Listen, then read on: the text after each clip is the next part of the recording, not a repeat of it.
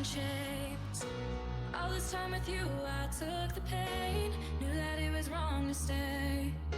So I told myself I'd walk away. I think I'm ready now, ready now, ready now. And I'm so over you dragging me down.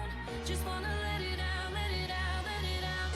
Feel so free, gonna shout it out loud. Without you, I'm limitless. There's nothing that you could do to break my spirit or shatter the silence. Oh, I'm telling you that I am fearless. Without you, I'm limitless. There's nothing that you could do to break my spirit or shatter the silence. Oh, I'm telling you that I am fearless.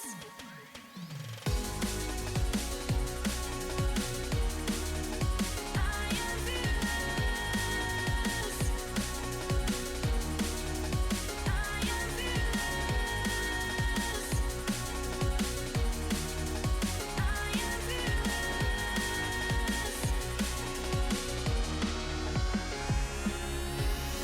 It's like a battle every day. Fighting as we march, our feelings fade. You always made it my mistake. I miss myself, I'm not to blame. I think I'm ready now, ready now, ready now. And I'm so over you dragging me down. Just wanna let it out, let it out, let it out. Feel so free, gonna shout it out loud. Without you, I'm limitless. There's nothing that you could do to break my spirit or shatter the silence. Oh, I'm telling you that I am fearless. Without you, I'm limitless. There's nothing that you could do to break my spirit or shatter the silence. Oh, I'm telling you that I am fearless. I am fearless. I am fearless. I am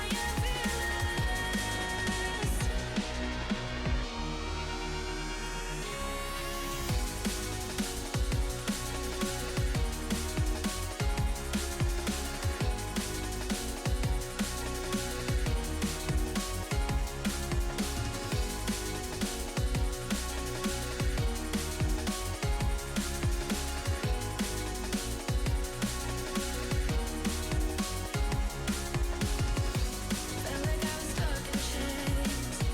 All this time with you, I took the pain. Knew that it was wrong to stay. So I told myself I'd walk away. I think I'm ready now, ready now, ready now.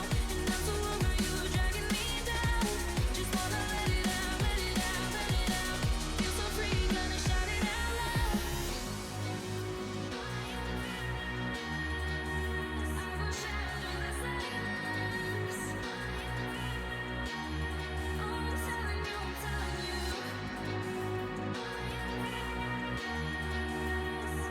I am fearless.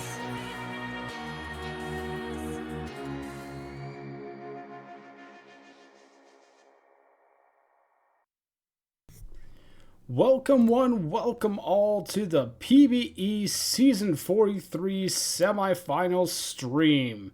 Hope you all are as excited as we are to get on into the semifinals for Season 43. I am your host for tonight, AJay887, and I am joined by the wonderful and talented Chadwick. Chadwick, how are you doing tonight? Good evening, everybody. Doing great. Excited for some playoff action.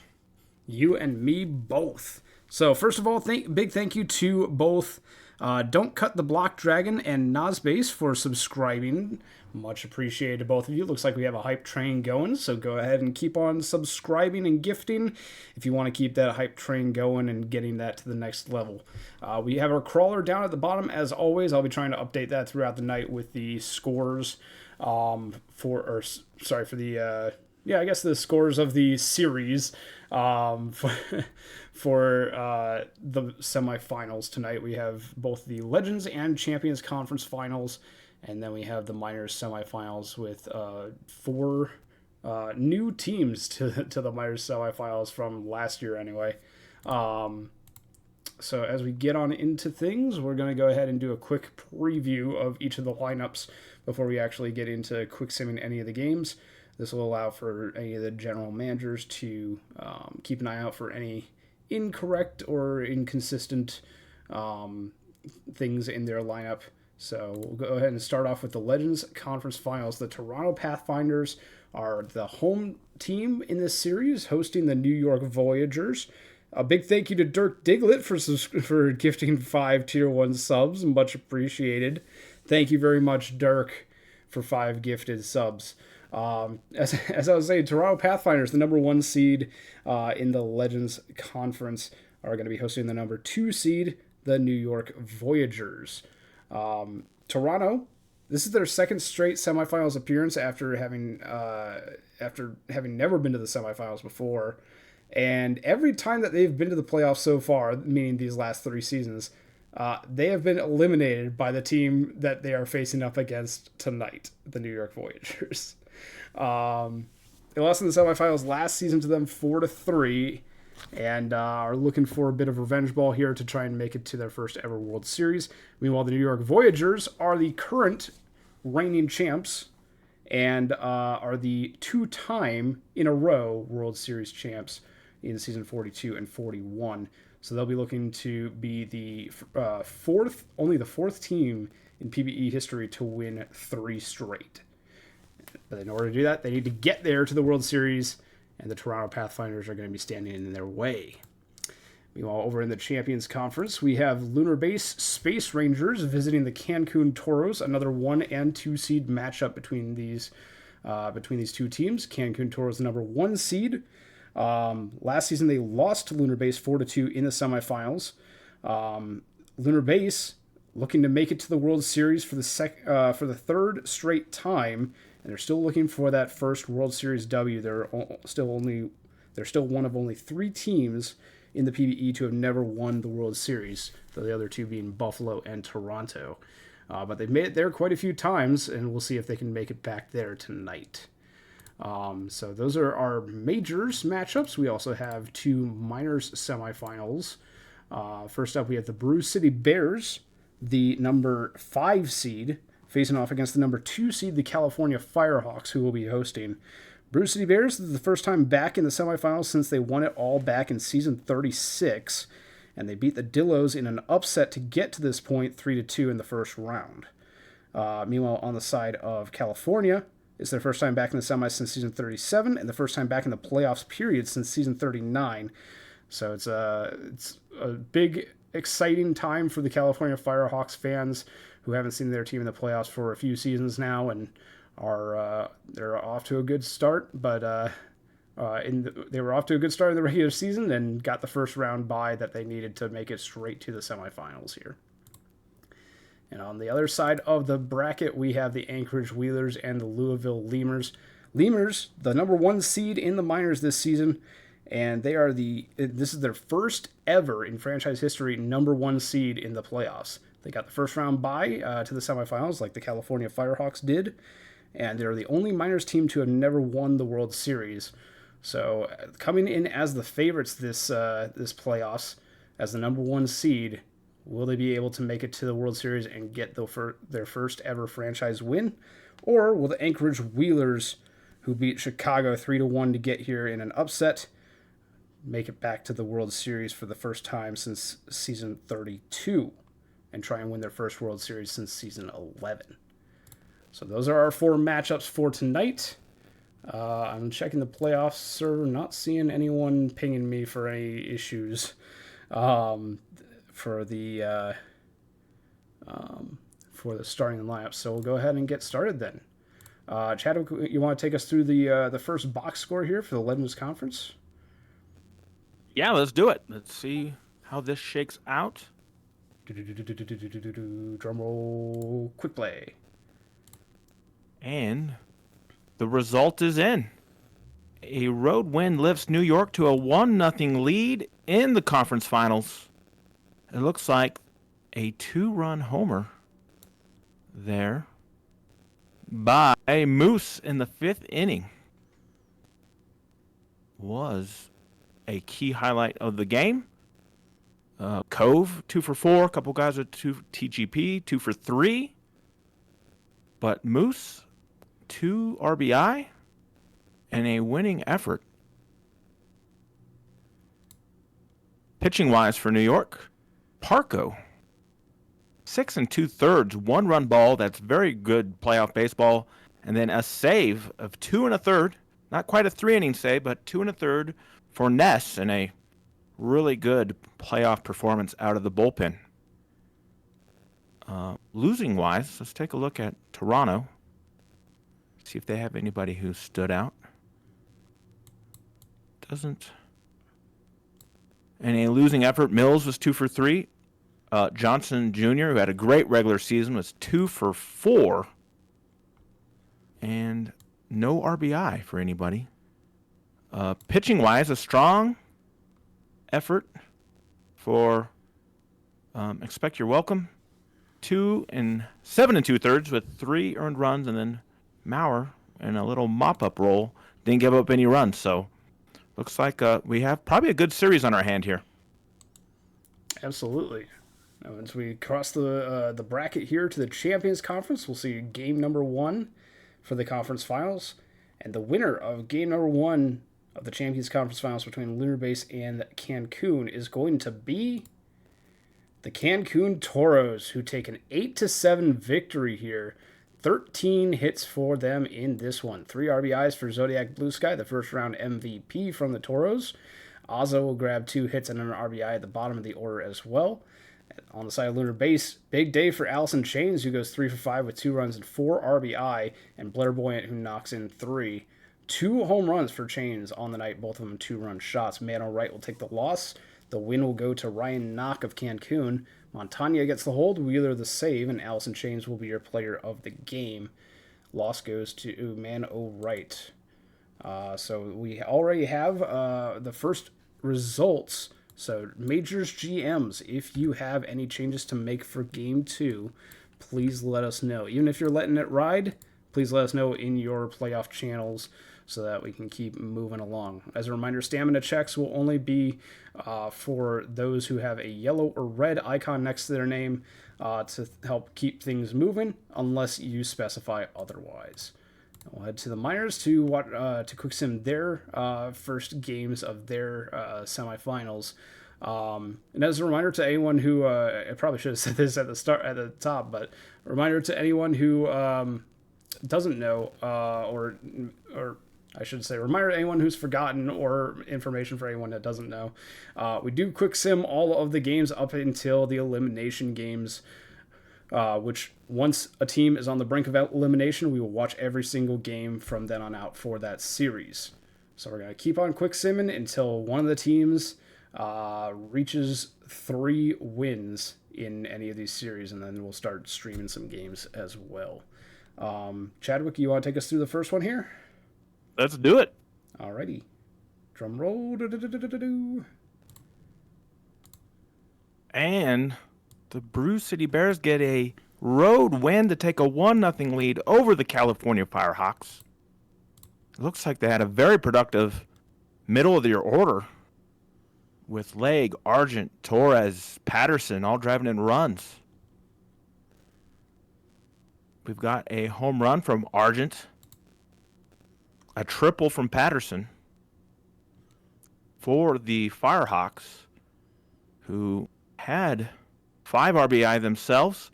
2 for 5 for McGillicuddy, 3 for 5 at the top of the order for T1000. And then everybody else in the lineup got a hit, but the only runs driven in were by Zinn and Jolly. Let's take a look at the pitching here. Your winner is going to be out of the bullpen fielder. So both starters, Squirrel and McForty-3, get no decisions. Fielder gets the win out of the bullpen. Fordham gets the save. And the losing effort, and a blown save, goes to 43 Jr. for the Firehawks. Your player of the game, Joseph Torres. All right, and that will bring us to the Wheelers-Lemurs, first game of their semifinals. And the winner of game number 1 of the second semifinals in the minor leagues is the Louisville Lemurs, number 1 seed, getting the win in game number 1 to start things off. 3-0 is the final, 8 hits to 7. 3 for 4 day for Sobert Ramberg, the center fielder for Louisville. RBIs scattered amongst Gumby, Bullworm, and Javier Franco at the bottom of the order. For Anchorage, a 3-for-4 day for Ziegler, and a few more hits scattered about. 2 walks for McNeely as well. Herbert Fisher will take the loss for Anchorage, while Roberts gets the no decision, and Rick Roll will get the win in relief, 2.2 shutout innings. Ishioka will get the save for the Lemurs. Herbert Fisher will be your player of the game despite the loss. So Lemurs are on the board with their first win. Miners GMs, if you have changes to make or if you just want to let it ride, please let us know. We'll go ahead and save and advance the day and then make the changes. Sure, yeah. We've got some not lineup changes, but we got some stamina checks in the queue here. Alrighty, let's take a look here. I see the Voyagers want a stamina check on Ness. Okay. Yeah, they're rolling in. So Ness is 53%. Toros, okay. Toros. Samson's pitch count to 90.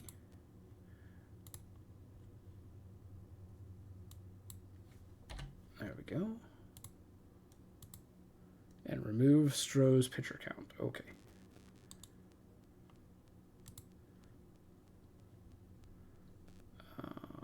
There's a strategy. All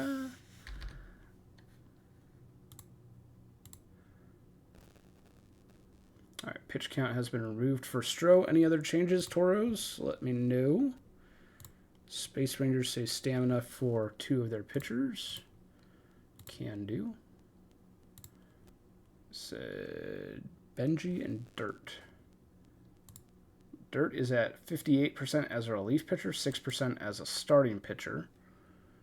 And then Benjamin is at 84%. Toros say they're good. Voyagers letting it ride. Pathfinders are good. Space Rangers, anything else? Meantime, we'll make some changes for the minors teams who are pinging us. Stam check for the Firehawks. All right. McC43 just pitched and is at 7% exhausted. 43 Junior at 71%, Lord at 67, and Wakefield is at 0. Everyone else is in the green or better. Lemurs, keep it going. Space Rangers have changes, okay. Yep. I think you've caught them all. Marston Stopper, 7th close, high leverage, good. Pullis. Benjamin, into Dirt to use less often. Oh, you said, oh, hold on, Dirk said no. Okay. Okay. You sure about that, Dirk? You sure that's the final one? We got dueling commands. There we go. Look good, Dirk. Any other changes? Wheelers, nothing. Firehawks are typing. Not seeing anything from the Bears or the Wheelers. Firehawks were typing. Did the game just not crash? Are you talking about when we advanced the day, Mike? Because I advanced the day, or I try to advance the day to pre-crash it before the stream. Strategy. The Bears say they're good. Sweet. Space Rangers gave the thumbs up too. So I guess any final, did we catch everybody? I think we did. Yep, unless the Firehawks are going to make, Firehawks are going to make changes, okay. Oh, here we go.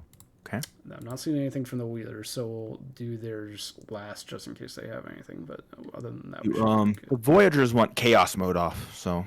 well, I can't turn that off. We can't. That's the secret button, right?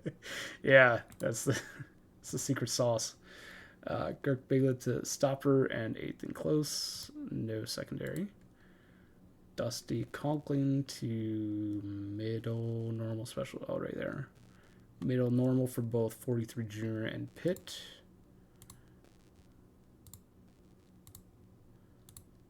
Oh, and the Firehawks do have a change.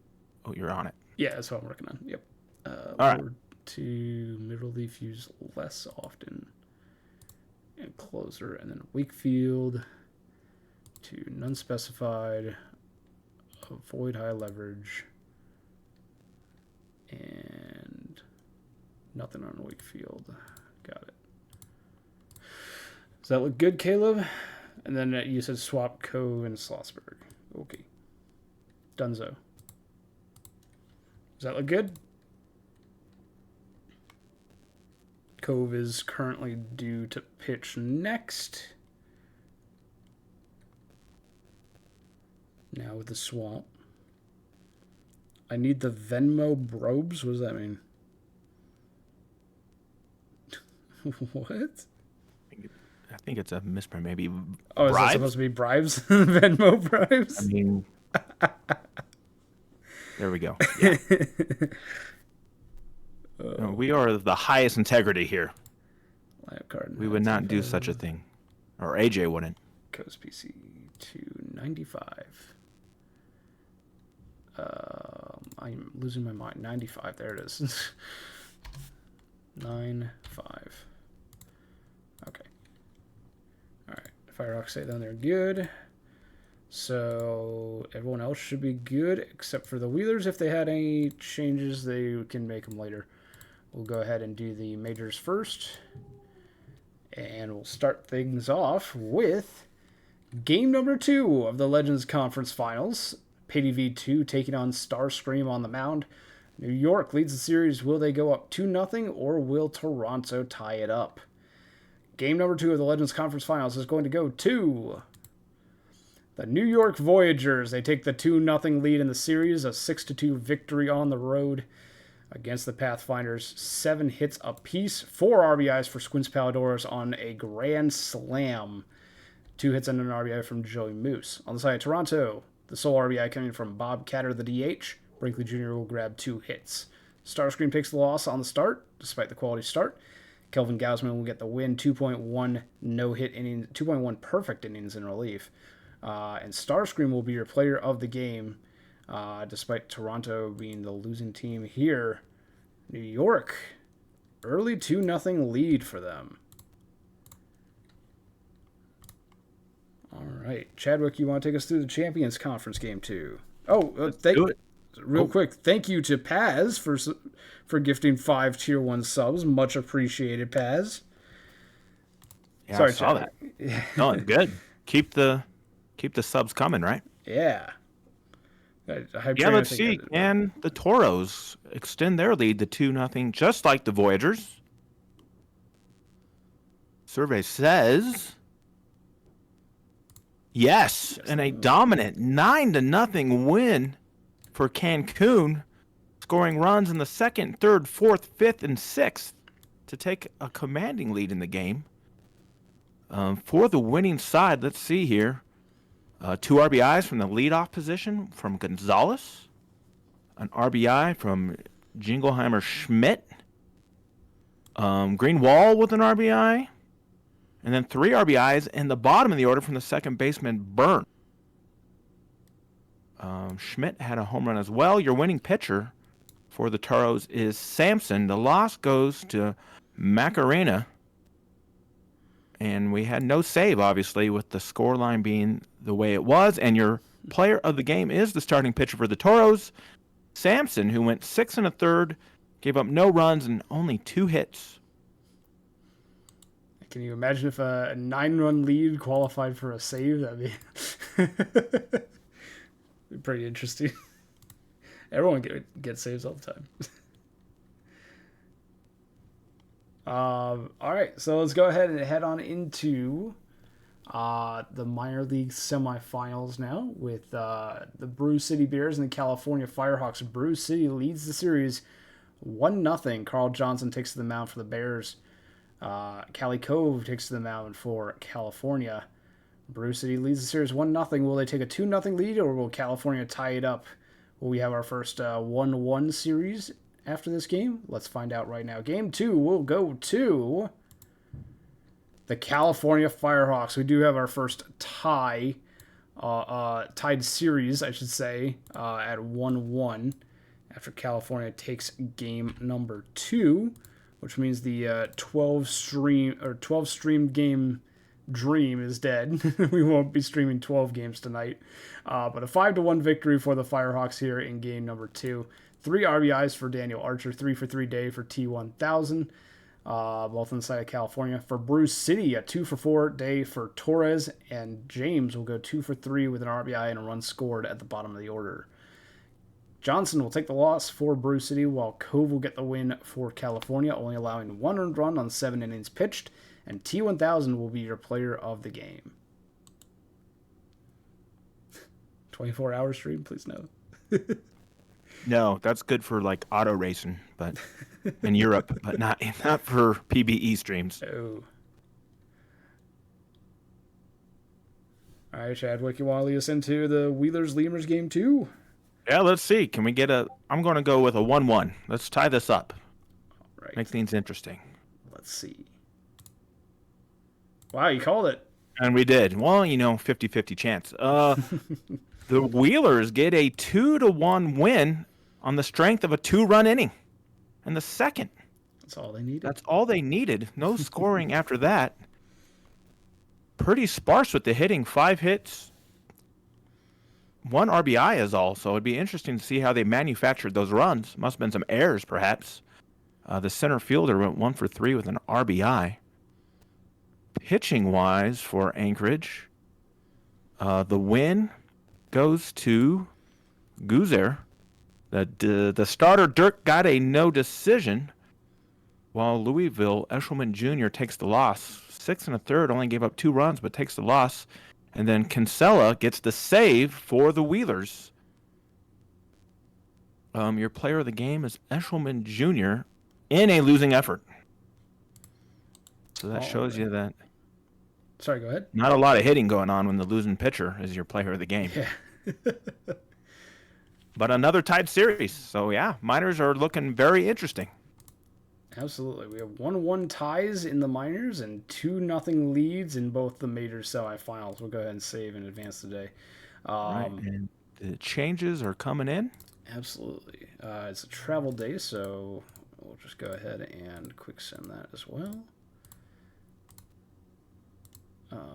Save, and we'll go right down the line. Voyagers are letting it run. Toros, letting it run. Space Rangers, no changes, letting it run. Pathfinders changes. Okay. Toronto, you ruined it. Everyone else was fine. All right. Oh, here we go. They got stamina check at minimum. Okay, we'll do stamina check first. Accept your welcome is at 60%. To be pitching the following day. Starscream just pitched and is at 28%. Maurer, the only bullpen arm in the yellow or worsen, and that's at 53%. After off day between, just want to see pitching screens this day. Oh, okay. Well, I ignored you. Sorry, Rabbit. Lineup changes. Not going to ignore this, though. Is this for... I take it it's for both righty and lefty, Rabbit? I'm going to assume that it is. If it's wrong, let me know which one I should change back into what. Oh, both left and right. Okay. Mills to 1. Pilsudski to 2. Larson, Johnson Jr., Namite, Catter, Love, not Cove. Oops. There we go. And then same thing here. Why do I keep doing that? Mills. Oh, dang it. Mills, Pilsudski, Larson, Johnson, swap Brinkley and Catter, and then Brinkley and Love. That looks correct. Yep, there we go. Save game. Pathfinders, let me know if you have any other changes or if you or if that looks good to you. In the meantime, I'll go check out the changes for the minor leagues here. Bears, letting it ride. Firehawks, stamina check. On my way. All right, stamina check. Cali Cove just pitched there at 26%. McForty3 pitched the previous day at 59. The only bullpen arm at yellow or worse is Wakefield at 52%, slightly tighter for SP, 62 for relief pitcher. Even say they're good. Still nothing from the Wheelers. Firehawks, any changes? And Pathfinders, anything else? Let's see.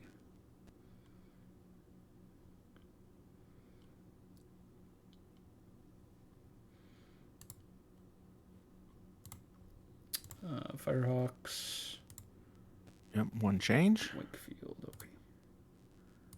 Mid relief, normal usage, none. Dunzo. Anything else, Caleb, or are you good? Pathfinders, anything else? I'm assuming they're good too. All right, cool. I think we're all set then to head on into game number 3. All 4 of these are going to be quick sim as well, since no team is at 3 wins yet. But this could be the last quick sim game for either of these 2 majors conference finals, considering if New York and or Cancun go up 3-0, then we'll be streaming every single game from the rest of their series the rest of the way. So, without any further ado, Chadwick, you want to take us through the Pathfinders Voyagers game number 3? Let's do it. Can Toronto find a way back? Can they find a path? Finding the path. Whoosh. They found the path. They do. Toronto breaks through for first win in conference finals, now trails 2-1, and they did it on 4 runs on 4 hits, which is quite interesting. Out hit 12-4, but get the win. Whoa. So interesting to see at this box score. Here we have Mills going 1 for 3, which must have been a home run. Yep, a 3-run homer for the catcher Mills. And then the DH Catter going 2 for 4 with an RBI as well to get them to their 4 runs. For New York, who drops their first game in the series, 12 hits, but was only to scrap together 2 runs on those hits. 3 for 4 for the catcher, Palladores. 2 hits apiece for DeMars and TGP, as well as one of the Ecos. There's 2 Ecos there, so the third base variety, 2 for 4. Pitching-wise, Psyduck, 2-0 in the playoffs now, 7 2/3 innings, gave up 10 hits, but only 2 runs and 10 Ks. That's kind of an interesting scoreline. 10 hits, 10 Ks, but only 2 runs. Maurer gets the save in an inning and a third, and then Crawford takes the loss for New York, and your player of the game is Psyduck. That is wild that you out hit the other team 12-4 and still lose by a pair of runs. That's an interesting one, of course. Meanwhile, on the other side of the bracket, Champions Conference Finals. Game number 3 between the Cancun Toros and the Lunar Base Space Rangers. Johnny Quest takes to the mound for Cancun. HO or Hypocrites to the mound for the Space Rangers. Will the Space Rangers get a game back, or will Cancun take a 3-0 lead? The potential first 3-0 lead in a series that we've seen all night. Who's going to win game number 3?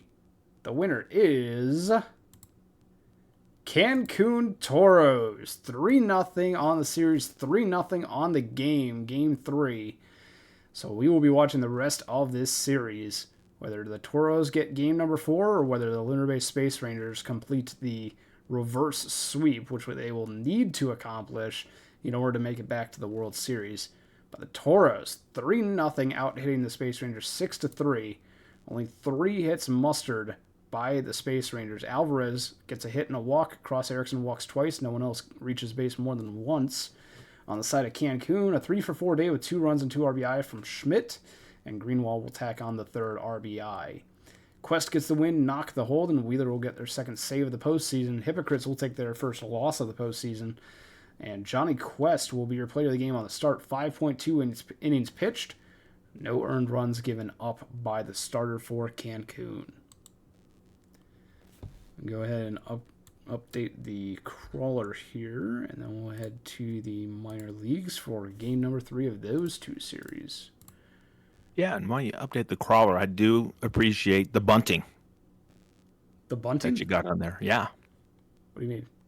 The bunting, that's the the red, white, and blue stuff. It's called bunting. Oh yeah. I don't even know who made this this overlay, but It's nice. Yeah. Yeah, I like it That's a the lot. best part about, opening day and playoffs is when you get the bunting. Yeah. All right. Well, maybe there's some bunting happening in the first semifinals game of September 28th for the Miners. You want to take us through the Firehawks Bears game 3?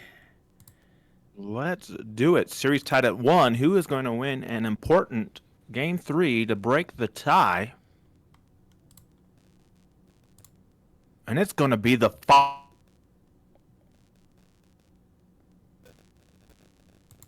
14-9 win. 16-13. Very offensive game. Wow, look at this line score here. You got Bruce City going up to a 5-0 lead, but then giving up the next 11 runs and then battling back, but it's not enough. A road win for the Firehawks and a pretty good day for me. It looks like they're 3 for 5, 3 RBI in a leadoff position, followed up by T1000 going 5 for 6 with 2 RBI, and then Unruly Diamonds are clear, not cloudy, 4 RBI. And it looks like he had a home run, a grand slam variety too. Zen also with a home run for the Firehawks, and myself with a solo home run, a 2-run home run in the 9th. Look at that. For Bruce City, again, lots of hits on both sides. Gonzalez, Leg, Argent with 4 RBIs. Patterson getting a hit. Hound Streamer getting a hit. Payne getting 2 RBI. What a game. Let's see how the pitchers fared in this one with all the hits. Well, Bruce City used up quite a bit of bullpen resources there. The loss will go to Ford, who gave up 7 runs, but 5 earned in 2 2/3. And then Fordham came in, didn't record an out, giving up 3 runs. But the loss goes to Ford. For the Firehawks, Schlossberg gets the win despite giving up 5 runs in 5 2/3. Pitt came in, gave up a few runs in 2 1/3. And then Wakefield giving up a run in a single inning. But your player of the game is Thomas Argent, who I didn't even notice. What did Argent do? In a losing effort, had 4 RBI. Okay, 3 for 4, 3 runs, 4 RBI, including a 3-run homer.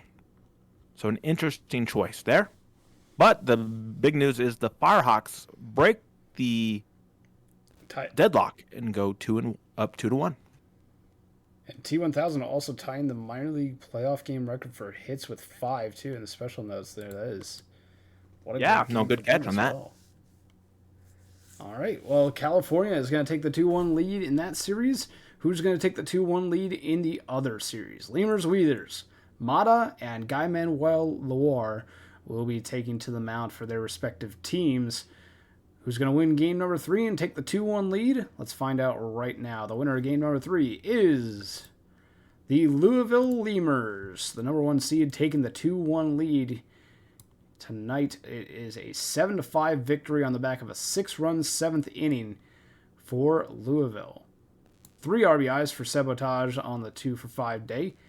AG goes 3 for 4, both on the side of Anchorage. For Louisville, Diego Javier Franco will have a grand slam in the 7th inning.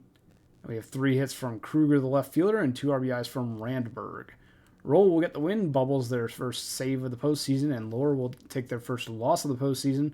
For Anchorage, Sebastian Otage, your player of the game.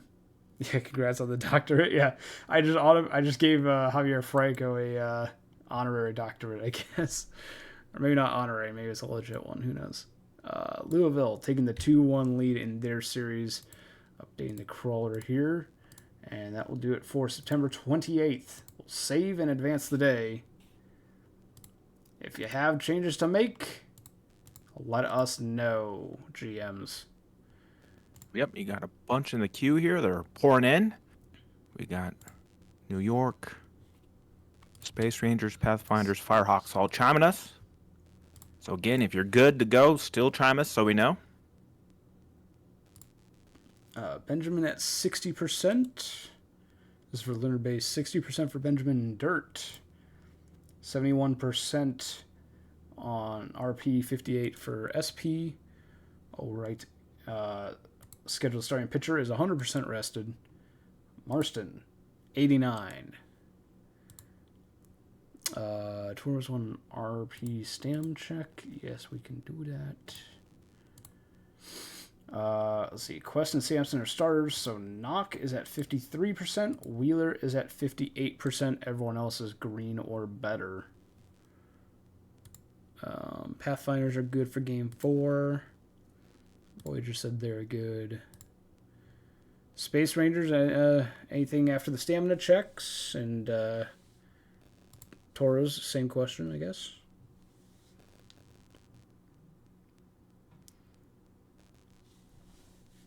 We do have our first live stream game coming up here in game 4.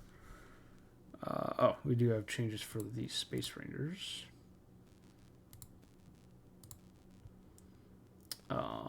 Space Rangers, Marston to stopper, 7th close, high leverage. Benjamin to mid relief, use more often. Polis and Indidirt to mid relief, normal. We will be quick simming the other 3 series initially, just so that those teams can make changes while we stream the final game. Let's see, the Toros have a change. I think that this is correct for Dirk. Dirk, let me know if I missed anything there. Montagna and Wheeler. So, oh gosh. Okay, so they're both high leverage. This will go to stopper, 8th and close. The other one to middle, normal. Okay. Stopper, 8th and close. Wheeler to middle, normal usage, high leverage. Oh, and you made me do the thinking, and then you also put in the... Yeah, I just ignored the fact that you actually specified it, Sarah, so thank you.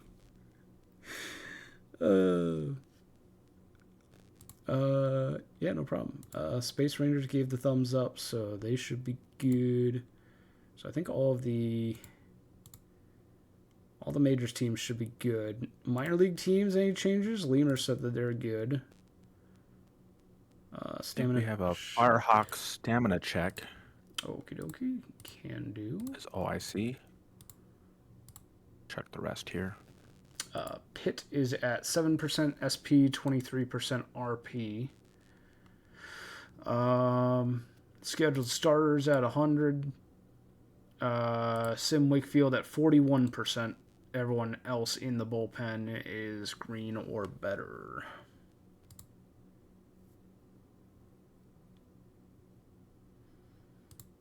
Any changes from Wheelers, Bears? No. Or Firehawks? Firehawks have... Change, okay. Wakefield to mid relief, use less. Bill Pitt to none specified. Avoid high leverage.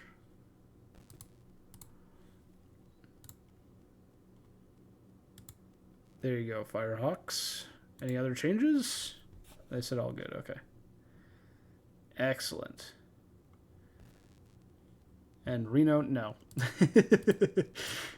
All right, so we'll go ahead and do the quick sim. Oh, actually, sometimes the quick sim also quick sims the stream game, so maybe we should do the stream game first, actually. Good idea. Alrighty then. And then do we What's up? want to turn off the scoreboard too? Yeah, we'll turn off the BNN once we get into the actual. So Cancun. Well, I guess we could actually leave the BNN on for this one, since it's the only stream game that we're doing today. Oh, So sure. Might as well have that on in the background, yeah. All right, so Cancun taking a 3-0 lead in the series are looking to punch their ticket to the World Series. They need one more win in the next 4 games, while Lunar Base needs all 4 of the next 4 games. Toros are the only team in position to sweep tonight. All other teams have gotten at least 1 win. Space Rangers are the only ones lacking that win so far tonight. Lunar Base, as mentioned, still looking for that World Series win, and made the World Series for the second straight time last season. But it's not looking too good for them to get back there quite yet. They're going to have to win all 4 in a row. While Cancun has not visited the World Series since season 21. So way back 22 seasons ago was the last time the Toros were in the World Series. And now they're only 1 win away from making it back there. Their last World Series win, season 18. So it's been quite some time since the Toros have won it, or since they've been in the World Series, and even longer since they've been the World Series champions. Solid fact-finding there. Yeah, thank you. Research, yeah. But looking at these 2 matchups, Chadwick, it looks like the lunar-based Space Rangers do have that advantage on the head-to-head, but that doesn't seem to have helped them so far in this series. What are you going to be looking out for in game number 4 tonight? Which team do you think is going to have the victory? I think the key's got to be the starting pitching, right? For both teams. And we got Stroh going for Cancun, and then Mano Wright going for Lunar Base. And if you look at the matchup, Stroh is 0-3 against Lunar Base, but has that 4.94 ERA, so not too terrible. Mano Wright's only probably faced Cancun once with an ERA of 9. Again, small sample sizes, but right, elimination games come down to pitching. Absolutely. And both these two are also the highest overall rating in these 2 lineups at 80. Next highest on either team is a 77 overall rating from Cali Alvarez, who had a 279 average so far. Well, not so far, but in the regular season, 279 batting average. So let's keep an eye out on those pitchers and see if this is going to be a low hitting affair, or if the hitters will break down these starting pitchers' repertoire and be able to knock in plenty of runs. 3-0 series lead for the Cancun Toros. Do you want to take the first half or back half for this one, Chadwick? Your preference. All right, well, I'll take the first 4.5, and then you can potentially call the Toros making it to the World Series if they do get the win here in this one. So I'll go ahead and start up the game. We'll make sure that the BNN is on in the background and the scoreboard's up. That is not a correct view. Ooh. What is that view? I don't think I've ever seen. That's blimp It's from camera. outside the stadium, I do believe. I know chat's going to be screaming at us to keep it that way, but no, that's not what's going to happen here today.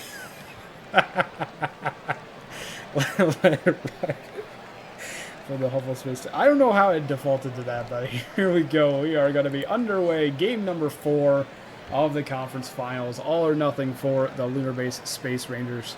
They have to win this one to stay alive. Toros need to win this one in order to advance, but they can also win any of the next 3 as well. Mano Wright getting the start on the mound for the Space Rangers and makes short work of the first 2 batters, striking out Gonzalez and getting Blue Sky to ground out to first. Schmidt is going to just barely beat that one out. Infield hit. Runner to third, over to second for the fielder's choice, though, will clear the base paths and end the inning. Lunar Base Space Rangers gain their first look at the ball in the batter's box with Matt Stroh on the mound. A 4.76 ERA in the playoffs with over 17 innings pitched. And will surrender a leadoff single to Arthur Morgan, the right fielder. Off for second is Morgan, safe with a stolen base. Now Doggin Eminem, the left fielder, is going to ground out to third for the first out of the inning. Off for third, out! They got him at third! Big play by Zodiac Blue Sky with the arm, taking Marston off of the base pass for out number 2, and Shanes will fly out to end the inning. Lunar Base gets a leadoff hit, but they do nothing with it. We head to the top of the second now, and Sims will start things off with a fly out. Jackson draws a walk on the 3-2 pitch, and the Toros will have a base runner for the second straight inning. Q with a deep drive to straightaway center field, off the wall. Jackson is going to get all the way home on that one, and Q gets an RBI double, advancing to third on the throw. Ground out to third will score Q as well. Burns knocks a run in on the sacrifice. Cancun, 2-0 lead early in this ball game. With a win, would advance to the World Series. Lunar Base is going to be already put into a little bit of a jam here. They're going to need to get some base runners and runs very quickly here. First two batters of the inning are outs, and that will bring up Jeff Newman, who will be the third out. The quick ground out to second. After 2 innings, Cancun leads 2-0, and we head to the top of the third.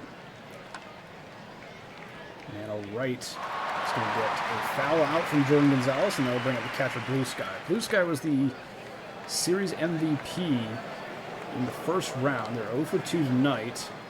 Still have a chance to make something happen, though. And potentially expand the Toros' lead. Schmidt will go down on strikes, and we'll head to the bottom half of the third inning. And on the other side, the Space Rangers series MVP in the first round was HOR Hypocrites. I believe is pitching out of the pen. You might see it a little bit later in the game. 2 quick flyouts and a strikeout will end the bottom half of the third inning. We'll head to the top of the fourth. 2-0 Toros. Wall, quick ground out. Or sorry, no. He makes it to first on the infield hit. A throw from the pitcher late. And Wall will steal second as well. A base hit from Sims advances well to third. Now he runs at the corners. Nobody out for Lauren Jackson. Strike 3 called on the 1-2 count is going to bring up JQ, the DH. And that's going to be a base hit for Q, a second RBI of the night for the DH. Toros now lead 3-0 in the game and in the series. 2 runs in scoring position. The strikeout from Burns will make it 2 away. Xander Aza ground out, so the Toros do get a run. Threaten 2 more, but unable to bring those 2 in. They'll be happy expanding their lead to a 3-0 ball game. Bottom half of the fourth, top of the Space Rangers lineup. Arthur Morgan will get on board again, this time with a double. In scoring position is Morgan. Eminem will ground out to short, and now it's going to be changed to the DH. 3 home runs, 5 RBIs in the postseason, but a strikeout on this at bat. 3rd K on the day for Matt Stroh. Charlie Alvarez goes down and strikes as well. Leadoff double by Arthur Morgan, but nothing happening as the Space Rangers, the next 3 go down in order. We head to the top half of the 5th inning. Jordan Gonzalez will get on board for the Toros. See if the Toros can expand this lead even farther with a runner on first already. Blue Sky strikes out. Jingleheimer Schmidt now will watch as off for second goes Gonzalez. No throw, and Gonzalez will be safe at second base. Schmidt is going to knock in Gonzalez with an RBI single. And the Toros are going to expand their lead 4-0 now. Greenwell grounds into a fielder's choice. No relay throw is made. That's out number 2 on the inning.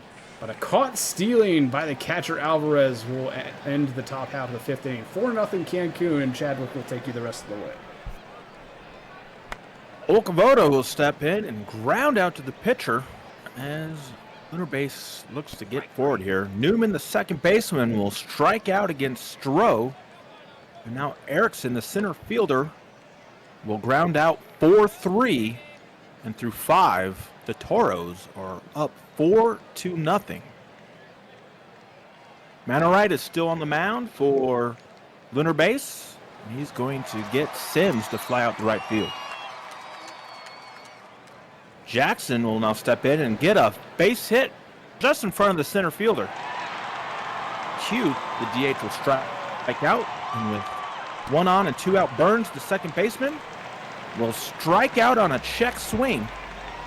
And we will head to the bottom of the 6th with the score still 4-0 in favor of the Toros.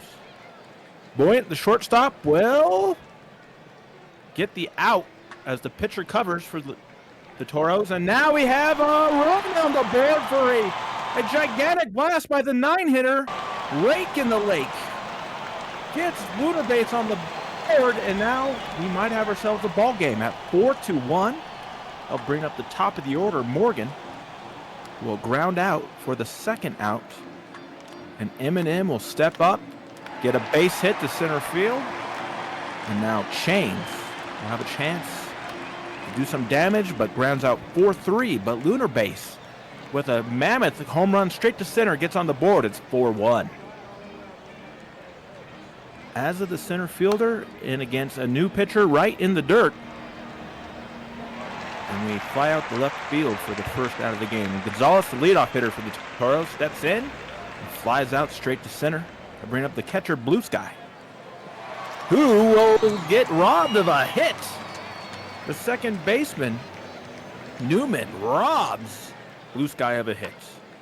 Stroh will now face Alvarez, and he'll field his position.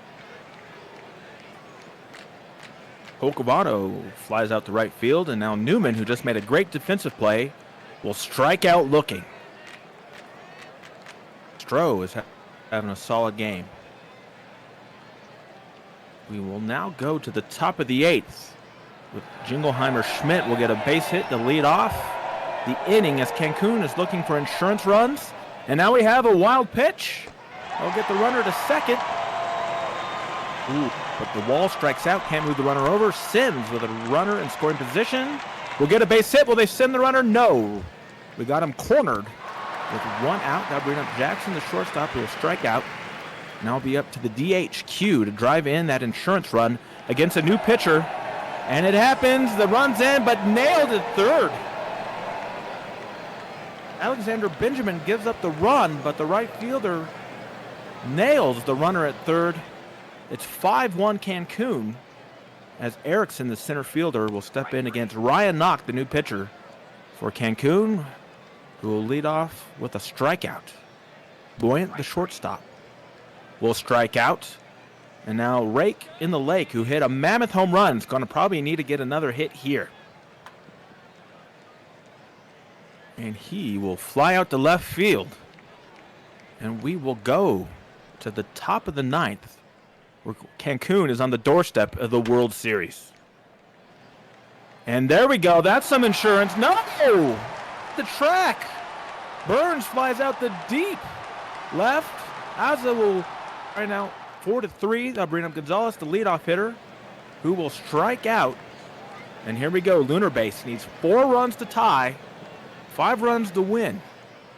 They have the top of the order up, facing Knock. They will get a fly out to first base. Eminem, the left fielder, will step up and get a hit into the gap. That will be a double. Is that the start of a comeback? Shanes, the DH, will look to drive this run in against Wheeler now, the new pitcher. He'll strike out. There's 2 outs, down to their final out. Alvarez will get the ball into the gap. That's going to drive in a run. It's now 5-2, but 2 outs. Is it too late? Polcavato, the first baseman, will strike it out. In Cancun, get your margaritas. You're going to the World Series. Margarita time on the beach. Wow, let's take a look at this box score. We just saw it live, but 5 RBI for Cancun. A big game from Jingleheimer Schmidt. And Q, the DH, both getting 3 hits, but the 3 RBI for Q on a double there. Your winning pitcher today, Stroh, as I said, pitching was where it's all about. 7 innings, 1 run, 6 Ks. A great effort. Mano Wright takes the loss. 6 innings, giving up 4 earned runs. And then, man, that home run by In the Lake was a big blast, but couldn't really get them going. Of course, your player of the game is Matt Stroh. And congratulations to Cancun. You are going to the World Series. Back in the World Series for the first time since season 21. And as I mentioned in chat, it's kind of the tale of 2 lineups here. Cancun had 7 batters over 300. Lunar Base had none over 300, and only 3 were over 200. It's just the bats were quite the difference maker in this series. What a great win for the Cancun Toros. As we head out to the other box score, we should see the next game.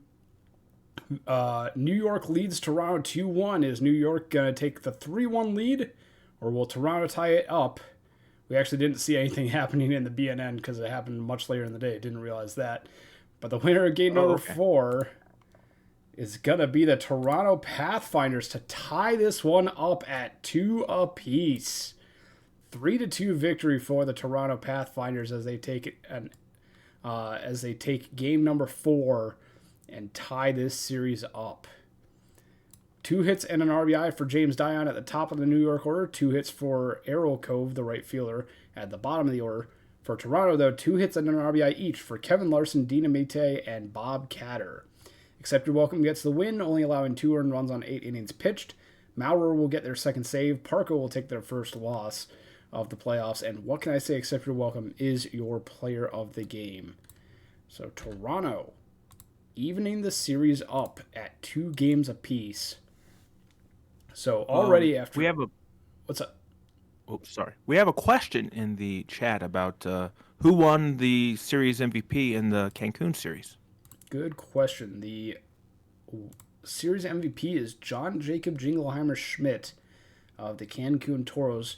And with a 5.56 average and a 1.000 slugging, I don't think too many people can argue with that one. 10 for 18 with 2 home runs and 5 RBIs, well earned by John Jacob Jingleheimer Schmidt.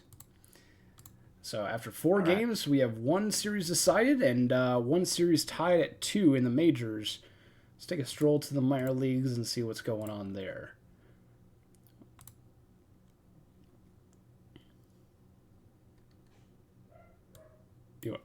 Chadwick, you want to take this one? Or? I can't. Sorry, I was not looking at some other stuff there. Oh, no. California is on the cusp of a triumph after a 4-3 win. The Firehawks score a run in the 7th that is the difference maker. And it was a solo home run by T1000, who went 2 for 4 with an RBI. Morgan, the left fielder, 2 for 4 with 2 RBI. And then Jolly, the shortstop, 2 for 4 with an RBI. And McForty-3 with a solid pitching effort, 7 1/3 innings, gave up 3 runs, and then Biglet gets the save in 1 2/3 of scoreless relief. In a losing effort, the Brew City Bears, looks like they scattered some hits around. If you look at their hitting there, but yeah. Hits by 7 hits, but 3 for 4 for Houndstreamer, the third baseman. Squirrel, the starting pitcher, gets a no decision. The loss goes to Riggs. And what, that makes it, is it 3-1? It is 3-1, yeah, for the Firehawks. 3-1 in favor of the Firehawks. And on the other side of the bracket, we have a tied series at 2 after the Wheelers take the game 7-1. Game number 4 goes to the Wheelers. 12-7 on the hits column. 3 for 3 day for Sabotage with 2 RBIs and 2 walks. Cove gets 2 hits and 2 RBIs. La Rosa will get 3 hits. On the side of Louisville, a 2-hit day with an RBI for Carl Beatty Jr. and 2 hits for Dr. Diego Javier Franco, the DH. Roberts takes the loss. Herbert Fisher will take the win for Anchorage, and Sebastian Otage will be your player of the game. So this series is tied up at 2. So we have 2 series that are tied up at 2, and we will be quick simming game 5 for both of those since neither are elimination games. But we will be watching game number 5 of the Brew City, California series as the Firehawks look to potentially advance to their World Series. We'll go ahead and save and advance the day first. Teams, if you have changes to make, please let me know ASAP. We will turn off BNN in the background so that we can go through them one at a time. Voyagers have a change. Lineups versus both. TGP and Bellet Cove swap in the lineup. Okay.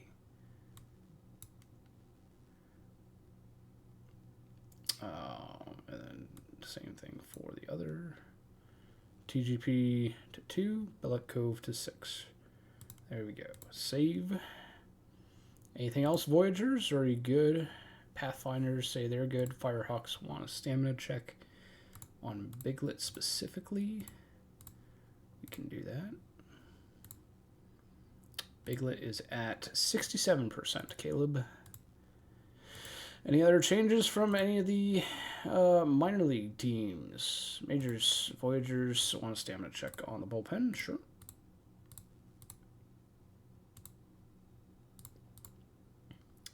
All right, bullpen. Parker Ness, 24%. Romeo Rosas, 40%. All the other relievers are green or better.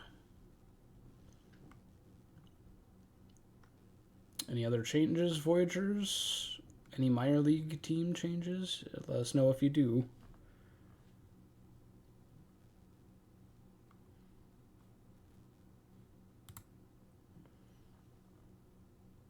Girk season. Deliberating. Okay. All right. Voyagers want a minute. That's okay. We can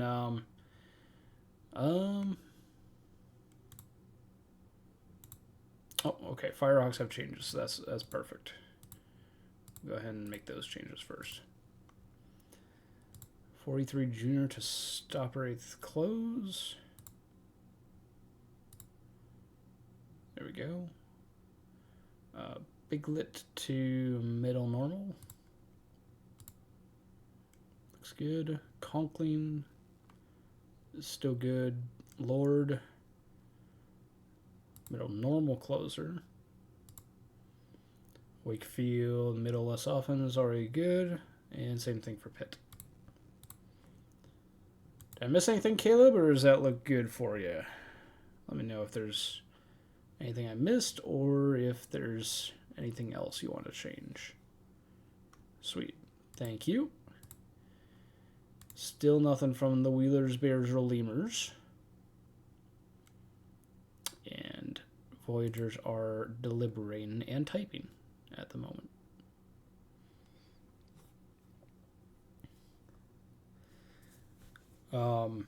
Mods, if you want, I don't know if there's a prediction going yet, but if you want to get a prediction going, the next stream game is going to be California versus Bruce City. California leads the series 3-1. We will be quick simming the other two.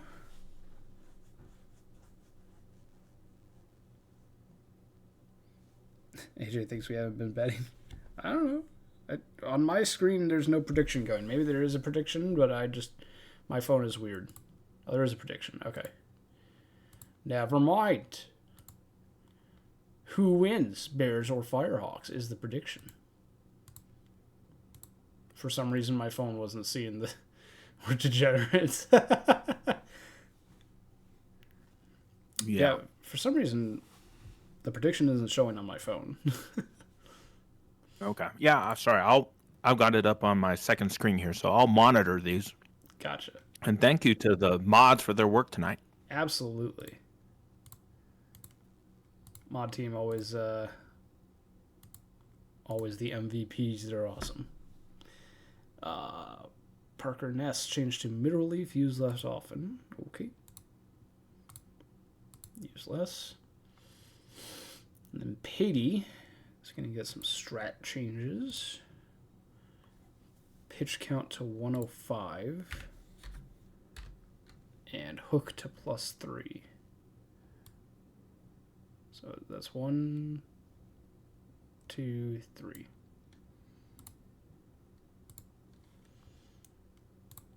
That looked good, Voyagers.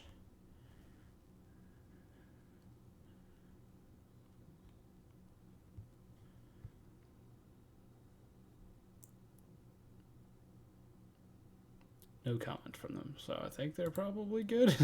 I haven't seen anything from any of the minor league teams other than the Firehawks. So I'm guessing we're good to advance. If you're a GM and you're even like deliberating, let me know in a message real quick so that I don't speed ahead. Yeah, Firehawks, I got you. You're good. Lemur's good too. Sweet. Voyagers are good. All right. I think we're ready to head on into game number 5 then for all of these games. So we'll go ahead and head on into streamed game number 2 of tonight's stream. And game number 5 between the Firehawks and the Bears. California leads 3-1. Callie Cove will take to the mound for the Firehawks to try and punch their ticket to the World Series, while Carl Johnson takes to the mound for Brew City Bears, who are looking to stave off elimination here and win Game 5 to make it 3-2. We'll go ahead and turn off BNN in the background, and we'll get rid of the widget once we get on into game. Go ahead and pause the play-by-play too to make sure that we don't have like a blimp cam or something like that. Thanks a bunch of OOTP. Firehawks lead 3-1.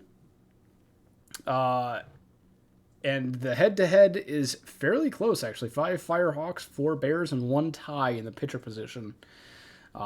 Chadwick, what's your take here? The prediction is who's going to win. Who did you vote for either team, or who would you have voted for? No, I'm staying away from it today.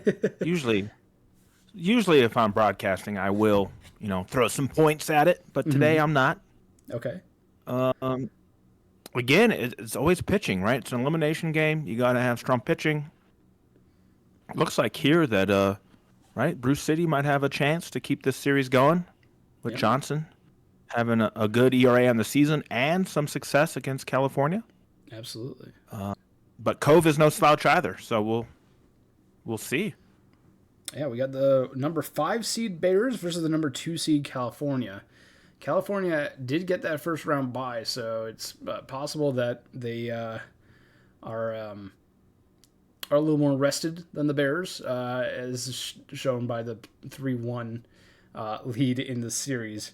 But neither of these teams have been to the World Series since at latest season 36. That was the Bears, and then season 35 for the Firehawks was the last time these two were in the World Series. And their last wins were season 36 for the Bears and season 33 for the Firehawks. So both these teams, it's been a while since they got back to the World Series, but one of them is going to make it back there tonight. We'll see if it's the Firehawks in game number 5, or we'll see if the Bears can force a game 6 here to try and also force a game 7 for them to get to the World Series. Let's head on into game. Let's do the same thing so that maybe you can call the Firehawks potentially advance into the World Series if they win. Sounds great. So I'll take us through the first 4.5, and then Chadwick will take you through the last 4.5. Get rid of this BNN scoreboard too. Get that out of here. There we go. Let's get the pitch widget on there. I rarely use that one, but we'll throw that on there for the fun of it. Alrighty. Game number 5. 3-1 lead for the California Firehawks in the series. And Carl Johnson takes to the mound to face off against McGillicuddy, T1000, and Daniel Archer, the first 3 batters in the Firehawks lineup. And T1000 is hitting .722 average in the playoffs so far. I guess that's only through 4 games, but still very impressive. McGillicuddy is going to start things off with a base hit, and T1000 will follow suit, increasing that average to .737. And a deep drive to left field by Daniel Archer. That one is out of here. 3-run home run for Daniel Archer. And the Firehawks take an early 3-0 lead in a game that could potentially get them to the World Series. Our Clear Not Cloudy is the first out of the ball game, but the 4th batter faced, Hemi Zen, will get on board with a single, and now Donovan Morgan is going to ground into a double play to end the inning. But the Firehawks strike early with a big 3-run bomb by Daniel Archer to get RBIs number 6, 7, and 8 of the playoffs for them. Ixon of the Bears will lead off with a walk, getting on base. Most important thing that you can do as a batter, and Gonzalez Jr. will watch as Ixon steals both 2nd and 3rd to put themselves 90 feet from the plate, and Gonzalez Jr. knocks in the run with a single. So the Bears strike early as well. And a error is going to get Rhino Leg on board as well. So now 1st and 2nd with nobody out. Argent will get a base hit. Steal first and second, and that's a run coming home. Still no outs in this inning. Torres will be the first casualty of the inning with a ground out. Now here's Niall Patterson drawing a walk. Full count, 1 out for Hound Streamer. This could be dangerous for the Firehawks. The Bears are going to get a fielder's choice at home, not able to get the second out at first. Payne is going to ground into a fielder's choice as well. And the Bears will end off the first inning with 2 runs. So despite the 3-run homer in the top of the first by Archer, Bears will strike back for 2 and make this a 1-run ball game. Daniel starting things off well for the Firehawks with a gain on base there, and Jolly will strike out, and Newfan will ground into a fielder's choice. McGillicuddy walks on a full count, so now it's first and second with 2 outs for T1000. Strike 3, though, on 3 pitches, and we'll head to the bottom half of the second inning to see if the Bears can tie this one up. Colton James, the first batter for the Bears in the bottom of the second, will ground out to third. Ixon grounds out as well. This one to the second baseman, McGillicuddy. Gonzalez Jr. strikes out, and a quick 1-2-3 inning for Cali Cove, settling in a little bit after that rocky first inning. We head to the top of the third with California leading by a run. Archer grounds out to third. All clear, not cloudy. With a deep drive to right field, this could be, and it is gone. Second home run of the day for the Firehawks as they take a 4-2 lead in the top of the third. Expanding that lead to 2 runs now. Lotso Heineken there coming in, closing the book on Carl Johnson's day. And a quick ground-out strikeout combo of Zen and Morgan will end the top of the third. California gets a run.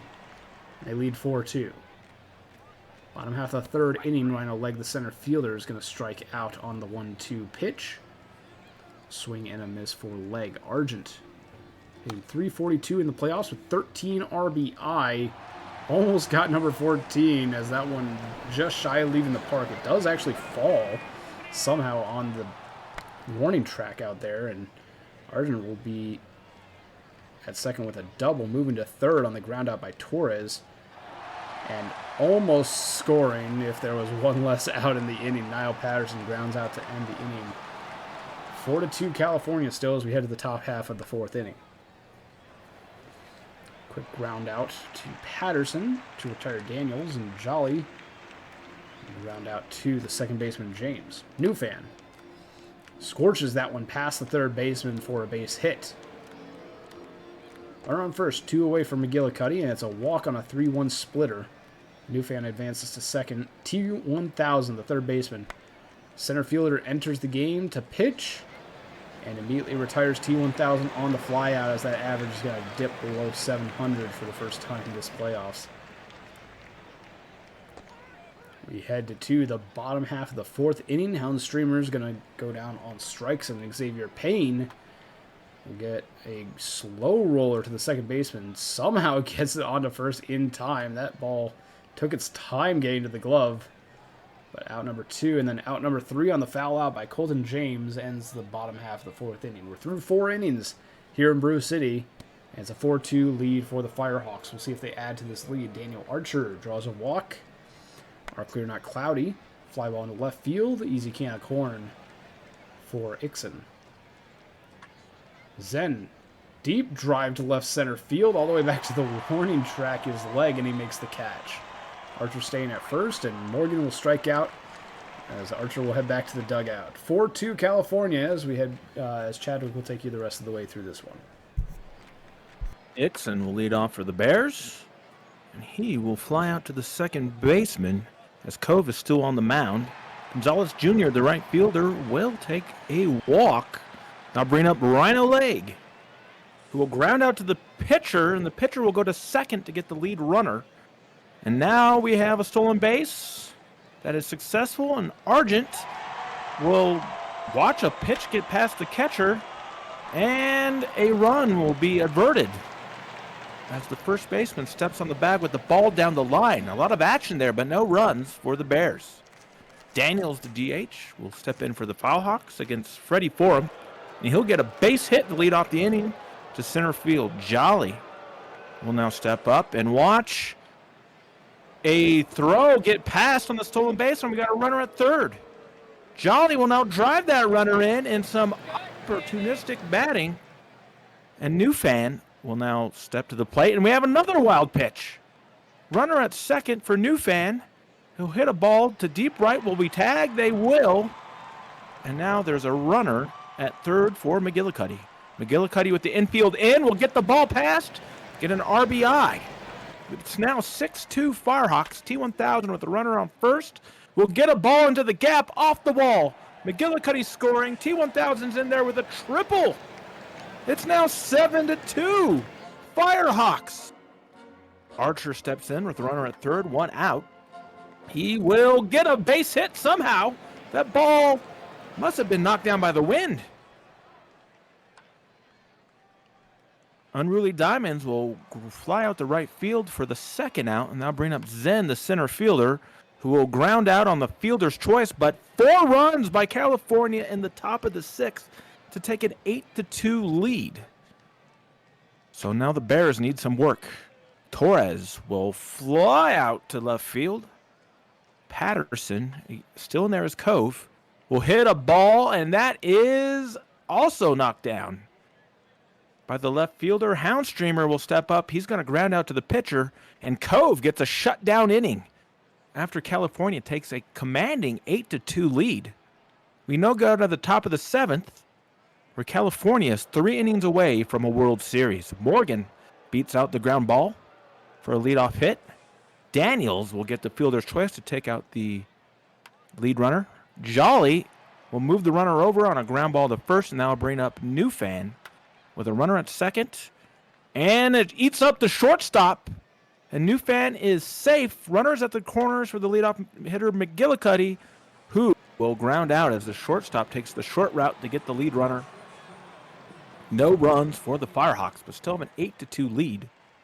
Payne will now ground out, and Cove is still in there for the Firehawks. James will ground out, and now Ixon, the leadoff hitter, will look to get some work done, but he is going to fly out to left field, and things are moving fast now. We're through 7. It's 8-2 Firehawks. Top of the 8th, T1000 will lead off against Reynolds, who will get the leadoff hitter. Archer is going to beat out a ball that the shortstop can't handle, and now Unruly Diamonds will ground out in a fielder's choice, but he'll be on first. We got 2 outs for the center fielder, Zen.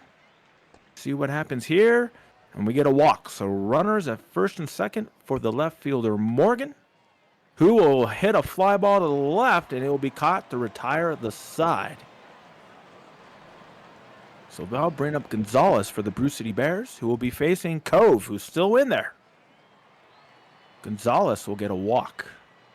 Now bring up Rhino Leg, and now Tahini Lord is now in for the Firehawks. Rhino Leg will infield fly out. Argent, who's on fire, will have, we have a little pass ball action, but the catcher gets there. Argent will strike out. The runner didn't advance. We got 2 outs for Torres,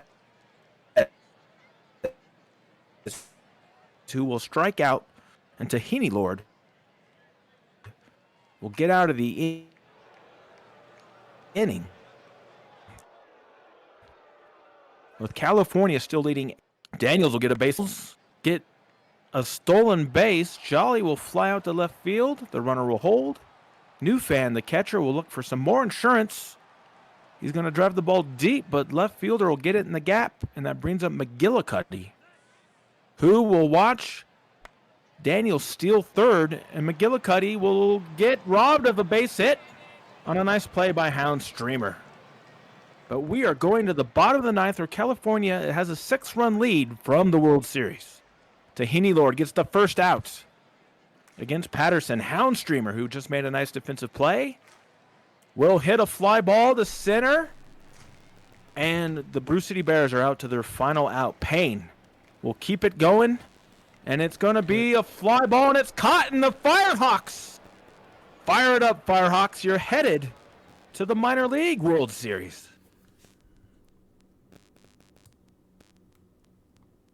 Well, the big game there was from Archer for the Firehawks. 3 for 4, 4 RBI. Cove had a really nice game. Let's look at this. 7 innings, 2 earned runs, walked 4 guys, but very efficient pitching. And then Tahini Lord with 2 scoreless innings, including 3 strikeouts. In your losing effort, Gonzalez with an RBI for Brew City, as well as an RBI for Argent, but it was not enough in the end. Brew City used, oh my goodness, they used their whole bullpen. 1, 2, 3, 4, 5, 6 pitchers? Or 7? 6. 7 pitchers, so you mean do or die game, right? You got to empty that bullpen. Your player of the game is Daniel Archer, and I guess we'll see who the series MVP is when we check out the final here. But congratulations to the Firehawks. T1000, the third baseman, your series MVP. Not too surprising, right? Yeah, let's look at their 652, a 1,000 slugging. Yeah, and an OBP plus of like 1,600. Pretty good. That'll do some work. Yeah, absolutely. I will head to the other minor league semifinals game as well. Lemurs Wheelers series tied at 2. Let's see who takes the 3-2 lead. So both Game 5 of this series and Game 5 of the New York-Toronto series will be quick simmed, and then the rest of the games we will be watching because one of these two teams is going to take a 3-2 lead. And with Brian Eshelman Jr. on the mound for Louisville and Mrs. Dirk on the mound for Anchorage, the game winner of game number 5 is going to be the Louisville Lemurs, who take a 3-2 series lead. Holy smokes. 15-0 win for the Lemurs, out hitting the Wheelers 15-2. Lemurs put on a clinic at the bat today. 3 RBIs each for Kruger and Randberg. Randberg gained 4 hits. 3 hits each for Javier Franco and Allen. On the side of Anchorage, only 2 hits, 1 each from Cove and AJ. And the pitching was on fire as well for the Lemurs, as Eshelman Jr. gets 6 shutout innings, only allowing 2 hits and 2 walks. Roll gets the 3-inning save, only allowing 1 walk. Dirk takes the loss for Anchorage, and Sobert Ramberg will be your player of the game. What a day for the Louisville Lemurs as they take the 3-2 lead in the series and are 1 game away from the World Series. We'll head to the majors and see who's going to take a 3-2 victory between the New York Voyagers and the Toronto Pathfinders. The winner of game number 5 is going to be the New York Voyagers, taking a 3-2 victory, a 9-2 victory for a 3-2 series lead over the Pathfinders. 12 hits for New York. Almost hits all around. They get 3 hits from Moose and 3 RBIs from Bellick Cove. And on the side of Toronto, 2 hit days from Mills and Lewis. Starscream takes the loss. PDV2 will get the win for New York. PDV2, your player of the game, 2 earned runs over 7 innings pitched.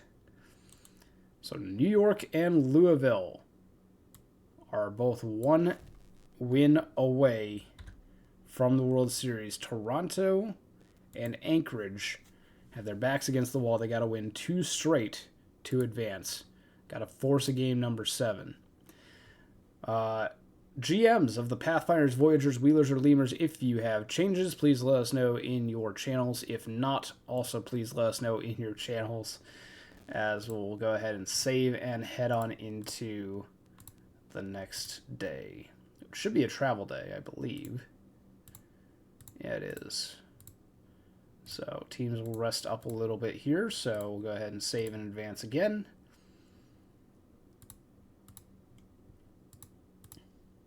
to make sure that any stamina checks that we ask for are accurate. But we have Voyagers, Pathfinders, and we have Wheelers, Lemurs. We'll go ahead and we'll do the Voyagers, Pathfinders first, since we just watched a minor league game, and then we'll watch the Lemurs, Wheelers afterwards. Let's see. Changes to make. Voyagers want a stamina check. Sure thing. And then Pathfinders say they're give me a sec. Okay. Looks like all your relievers, Voyagers, are in the green or better. Your scheduled starter, Xavier Crawford, is at 100%. Let's see. Anchovy at 91, 98 for Gausman, Rosas 82. Closer's good, 93 for Ness. Wheelers, Lemurs, anything? Let us know. Wheelers haven't said anything all day, so I'm guessing we won't hear from them. They're probably just letting it ride. Yeah. Lemurs did let us know that they were good up until Game 4, but then nothing after that. Right. Pen change coming for the Voyagers. Heard. Sounds good. Lemurs say they're still good. Thank you, Lemurs. All right. And then we do already have a prediction in the chat room for our next game here. So it is total hits, New York versus Toronto. And I don't know, what is the number set at? Let's see what it says here when I open it. Over or under 16.5. And there we go. There's our first bet. So get them coming in. Get yourself some points. You degenerates. Looks like just Parker Ness change for the Voyagers. Let me know if I'm incorrect there. Oh, Pathfinders have a change. I'm assuming that's in the batting order and for both sides. Rabid, let me know if I'm incorrect in saying that. Zach and Pilsudski are being swapped to 2 and 4, respectively. There we go. Let me know if that looks good or if you have any other changes, Pathfinders. Voyagers say look good. Leaders posted an image of Flubber dancing. Natch. Assuming that the Wheelers don't have any changes, considering they haven't all night, I think we're just waiting on the Pathfinders then to confirm if they're good. Buffalo stamina check? No. Nick is the Ron's next starter? I mean, it's not going to change anything.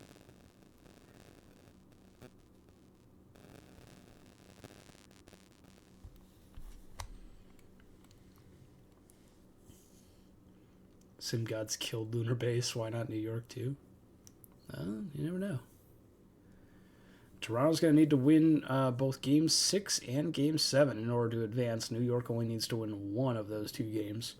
Not seeing anything, any confirmation or any deliberation from the Pathfinders, so I'm assuming y'all are good. If I'm wrong, and if you're deliberating, please let me know as soon as possible. But otherwise, let's go ahead and head on into the preview for these two teams here. So this is a story of two very different... Well, I was going to say it's a story of two different stories, but we have two very different stories here between the Pathfinders and Voyagers. Okay, Pathfinders are all good. Excellent. Voyagers are the back-to-back World Series champions in the last two seasons and will be looking for their third straight World Series win. The Pathfinders have never been to the World Series, but they are the number one seed in these playoffs, but they do have the they are down 3-2 in this series though. They've been eliminated in the playoffs for the last, I believe, 3 seasons. Yeah, been eliminated in the last 3 straight seasons by the New York Voyagers. So does the curse continue or does the curse break? Wow, that is a nightmare, isn't it? Yeah. And they're down 3-2 now, so you got to imagine that the Pathfinders aren't too happy about that.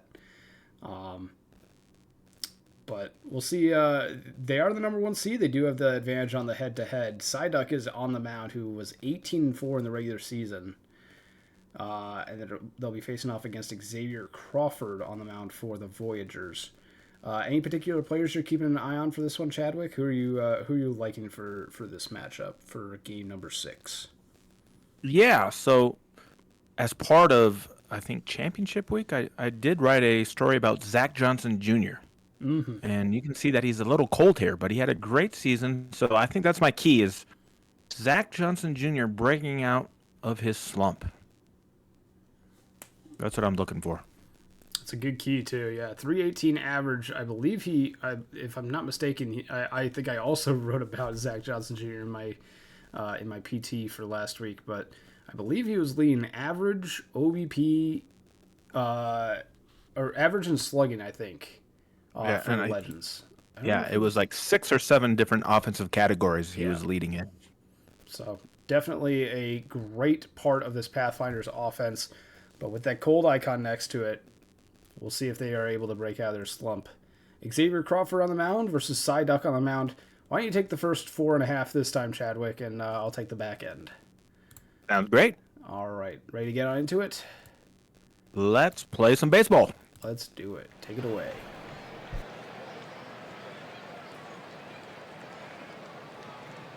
All right. Dion, the center fielder, will be facing Psyduck to lead off the game.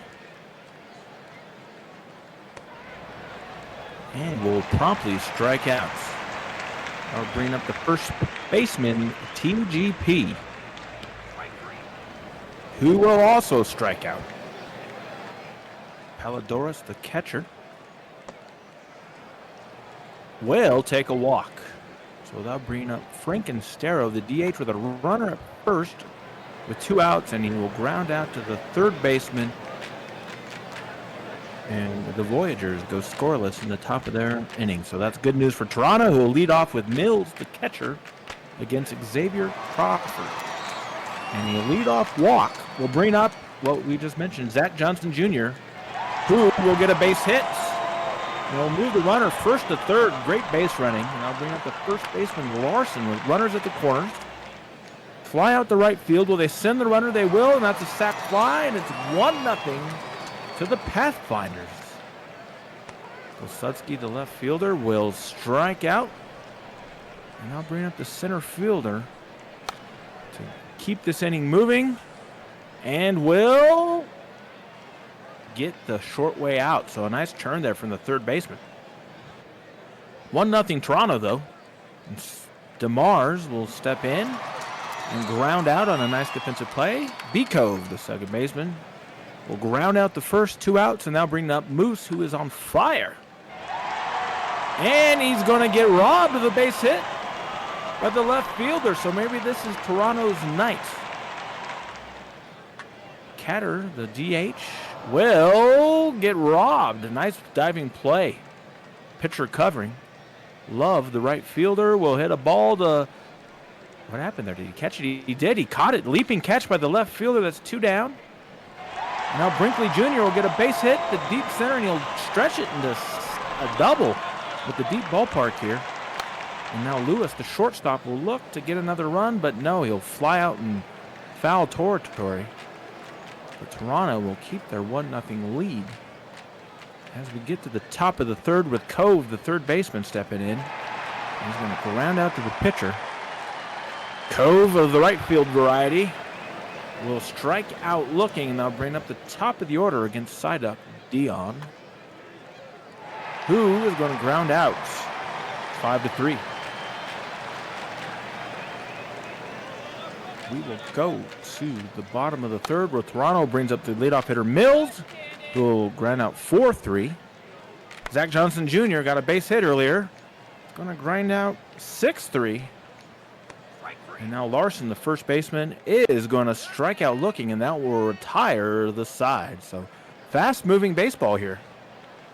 As we're going already in the top of the fourth, where TGP is going to strike out. Now bring up the catcher, Palidorus. The left-handed hitter will strike out. And Frankenstero will look to get something going here for the Voyagers. And he's going to strike out. So Psyduck is dealing tonight. We're going to the bottom of the fourth already. Pilsudski is going to get a ball to the wall for a stand-up double. Now bring up the center fielder, who will get a base hit, and that's going to drive in a run. 2-0 Pathfinders on some good base running there. Runner at first, Catter the DH will watch the center fielder Namite steal second. And now we have a walk. So runners at first and second for Love, the right fielder. And we got a stolen base. Runners at the corners. Oh, we got a pickoff move. And he got him. Oh, wow. Now, but a walk will fill that base, first and third. Brinkley Jr. is going to strike out. The action is happening quick. That's 2 down. Lewis has a chance. And he's going to get a ball into the gap over the center fielder's head. It's going to drive in 2. And the Pathfinders are now up 4-0. Mills will draw a walk. Runners at first and second. Johnson Jr. can have a huge impact on this game. Draws a walk. Larson, the first baseman, bases loaded, 2 outs. And will ground out with the pitcher covering with the first baseman. But 3 runs for Toronto. They take a 4-0 lead. DeMars will lead off the Voyagers with a base hit. They're down 4-0. They need to get something going here. Cove, the second baseman, will step up and ground out into a fielder's choice. Moose, the shortstop, will watch the runner at first steal second, and now Moose will ground out but move the runner over. So we got 2 outs for Cove with a runner at third. Cove will fly out the right field. It's 4-0 Toronto, and AJay is going to take you home. We're going to start off with Pilsudski in the bottom half of the 5th inning. The Pathfinders' offense has been good. Pathfinders' pitching has been even better so far tonight. Namite with a double. It's going to get a runner into scoring position with only 1 out. It's going to be Catter now. Fly ball into right, easy grab for Cove. And Namite will have to hold at second. No Love will fly out to the left, and that's going to do it for the inning. Voyagers are back to the plate for their 6th inning of work against Psyduck. Line out right to the right fielder. Love is going to be the first out of the inning. James Dion will line out and back to the second baseman for out number 2. TGP. Fly ball into left field. This one could be trouble. It's caught leaping by Pilsudski in left. And no hits for the Voyagers in the top of the 6th inning. They've only got 1 hit through 6, and that came in the 5th inning. Brinkley Jr. will start things off in the bottom of the 6th with a fly out to center. Now Jeff Lewis will do the same. Kendrick Mills now with no one on and 2 outs. Get a base hit. Pathfinder still looking for something in this inning. It's going to be Zach Johnson Jr. to provide it. That's going to be a double at least for Johnson Jr. And it's going to be an RBI. Kendrick Mills coming home to score. Toronto takes a 5-0 lead. And Larson will add on a base hit and an RBI. Back-to-back doubles for the Pathfinders. 6-0 Toronto. Pathfinders really want to force a Game 7 here. Pilsudski going to fly out and we'll head to the top half of the 7th inning. Voyagers, 6-run deficit, 3 innings to make up that deficit. Leadoff walk issued to Palidorus, and they'll have a leadoff base runner. Frankenstero is going to ground into a fielder's choice, though, and Palidorus is taking off the base paths. DeMar's fly ball into center field. It will be grabbed. Frankenstero holds up at first. Bellick Cove now. Pop fly left side. Foul territory. It is caught by Johnson Jr. No runs on no hits, 1 walk in the top of the 7th. It's time for the stretch here in Toronto as we head to the bottom half of the 7th inning. Dinamite is going to get that one over the head of the second baseman. Now it's going to be Bob Catter stepping in. 0 for 2 on the day. Dinamite off for second at the stolen base. Catter will make it 0 for 3 on the ground out, but advances Dinamite to third. No love will fly out. Is it going to be deep enough to score Namite? It will be. 7-0 Toronto. Pathfinders just continue to build onto their lead while New York continues to spin their wheels on the offensive side of things. I Love Anchovy comes in to pitch and immediately issues a leadoff walk to Brinkley Jr., but strikes out Lewis to end the inning. Another run scored by Toronto, and New York now needs to get 7 runs before they get 6 outs, or we are headed to a game number 7. Joey Moose will lead things off well with a single. Now it's going to be Ifish Cove, the third baseman. Fly out to right will bring up Arrow Cove, the other E Cove in the New York lineup. Runner second on to first for out number 2. Moose advances to second on the sacrifice, and Dion. Ooh, that's going to be an error. Error on the second baseman, Brinkley Jr. That's going to bring up TGP. A base hit. The error going to cost them. Runner advances to second. Voyagers have their first run of the ball game all the way here in the 8th. 2 outs, 2 runners on, but Palidorus will strike out to end the inning. We head to the bottom half of the 8th inning. Toronto leads by 6. Kendrick Mills will strike out. Now it's going to be Zach Johnson Jr., the third baseman.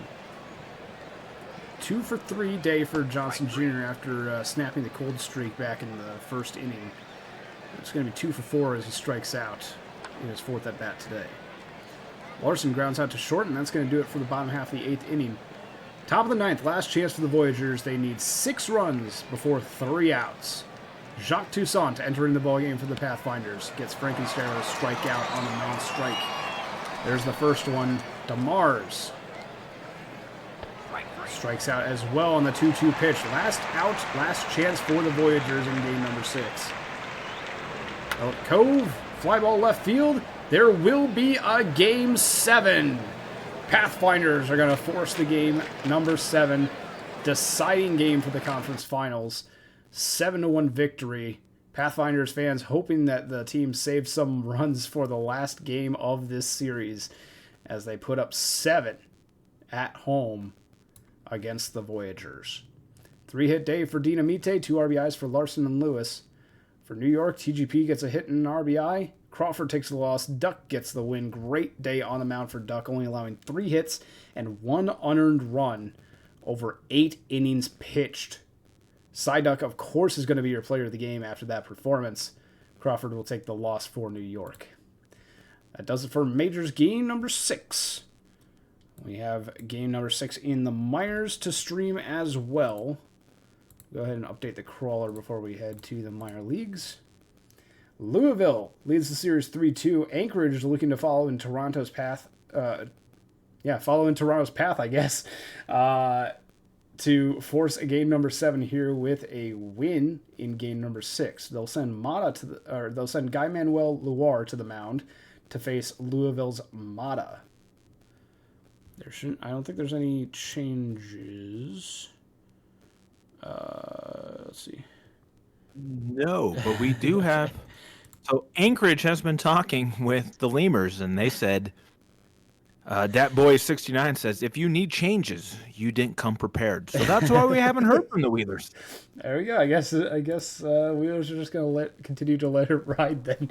We'll see if that works out for them and see if they can force a game 7 here, or if the Lemurs will win game number 6 and head to the World Series to face off against California. California and Cancun eagerly waiting to find out who these last 2 teams are.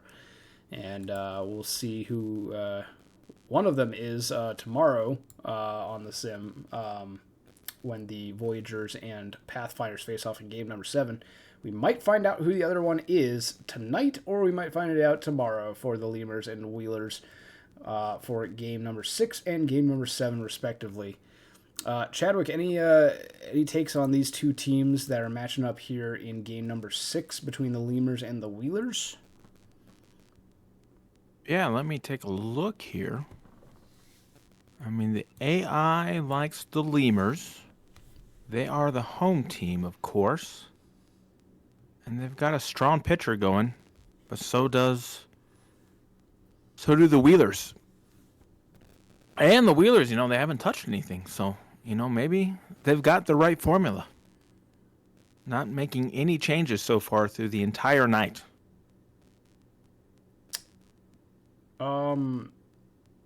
Did Joey LaRosa not play in the regular season?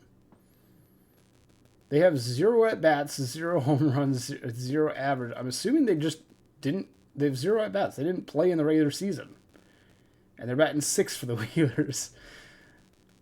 Interesting. Okay, that's an oddity. I don't know that I've ever seen that before. Someone with 0 at bats in the regular season playing in the playoffs.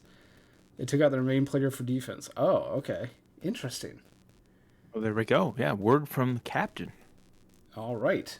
Secret weapon Okay, Joey yeah. LaRosa. We'll see how they do.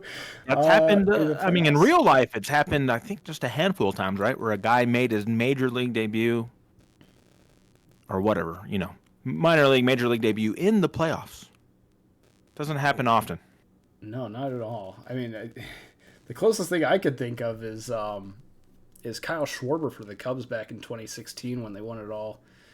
He was taken out in like the 6th game of the regular season and then returned and was like injured in like the 6th game of the regular season. Came back in the World Series and helped them out. No, that was wild. Yeah, I remember that.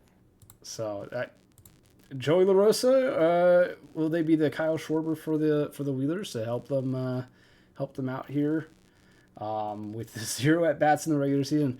We'll see. It's going to be Mata versus Guy Manuel Loire. Do you want to take first half or second half for this one, Chadwick? You pick. I'll do the first. All right, go ahead and take us away with game number 6 between the Wheelers and the Lemurs.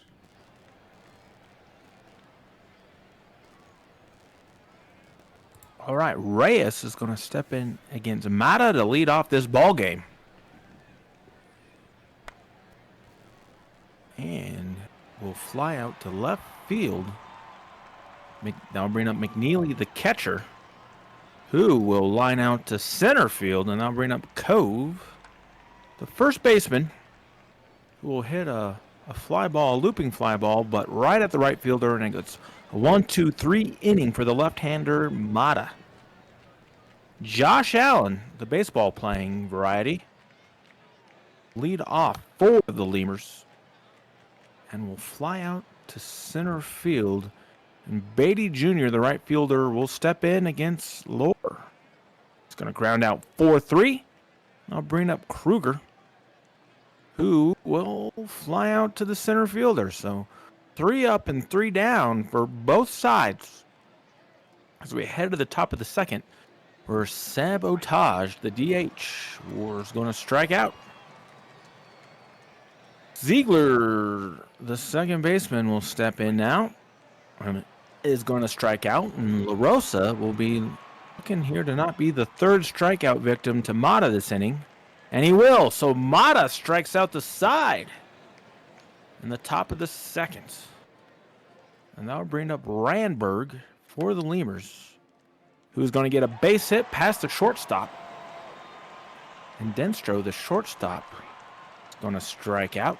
And I'll bring up Gumby. How flexible is Gumby? Very. Dumped in a base hit. We got runners at first and second for Alaskan Bullworm, who is going to fly out to center fielder. And now bring up McCannon, the second baseman, who is going to line out to center. So an opportunity lost there. We will head to the top of the third with a scoreless. AJ, the center fielder, is going to get a base hit. Now bring up Wallace, the 8-hitter. It's going to strike out. Now Red Panda, the right fielder, is going to draw a walk, and now bring up Reyes, the leadoff hitter, with 2 on. It's going to strike out, and McNeely is going to have a chance here with a runner in scoring position for 2-out hit. No, the third baseman will take the short route out, get the easy out at second.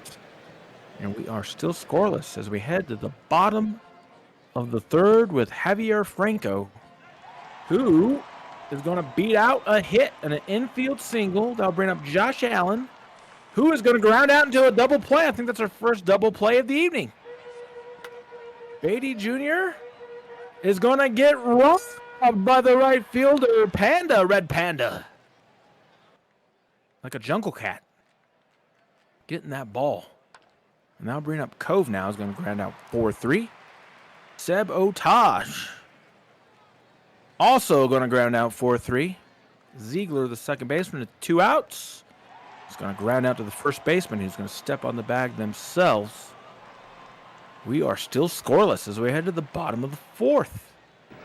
Kruger, the left fielder, will get a base hit just in front of the left fielder.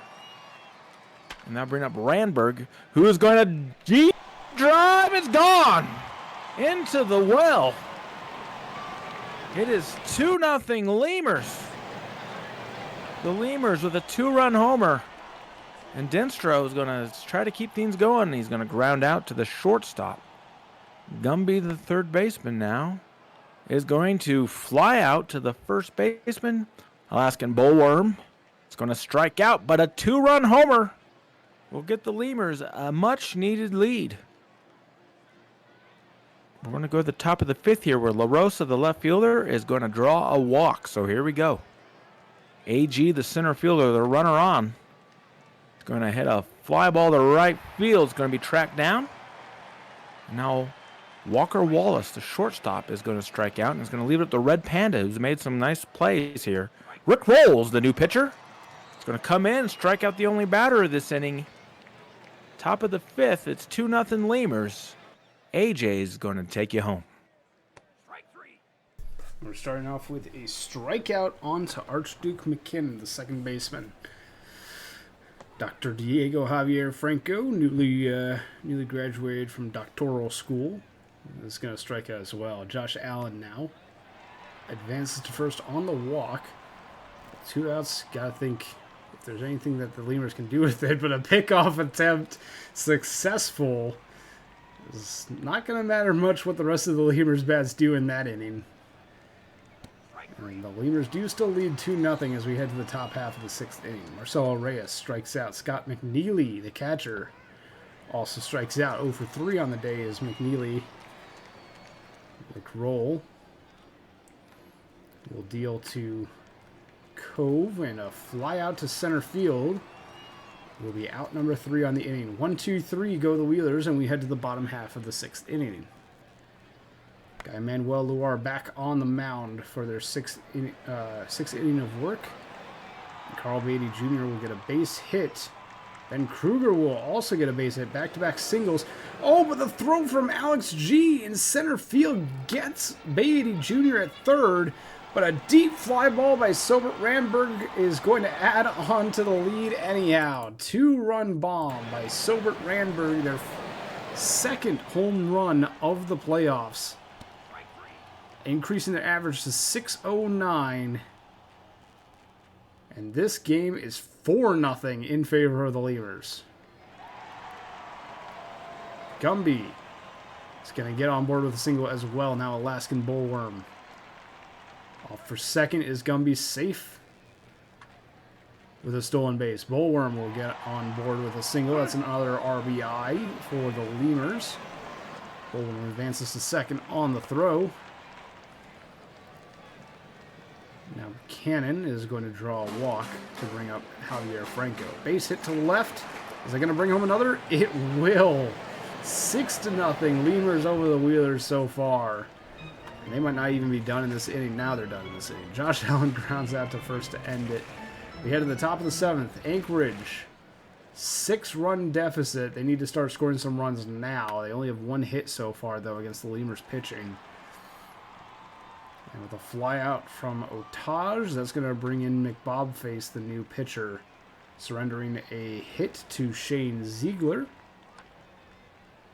And La Rosa will foul out to the right side. Alex G now. Strike 3 on 3 pitches. It's time for the stretch as we head to the bottom half of the 7th inning here in Louisville. We'll see if they can add to their 6-run lead, or if the Anchorage defense can slow them down a bit. Beatty Jr. will start things off with a base hit. Then Kruger grounds into a double play, though. Very beautifully turned 6-4-3 by the Wheelers infield. Randberg diving catch by Alex G. Another fantastic defensive play by Alex G out there in center field tonight.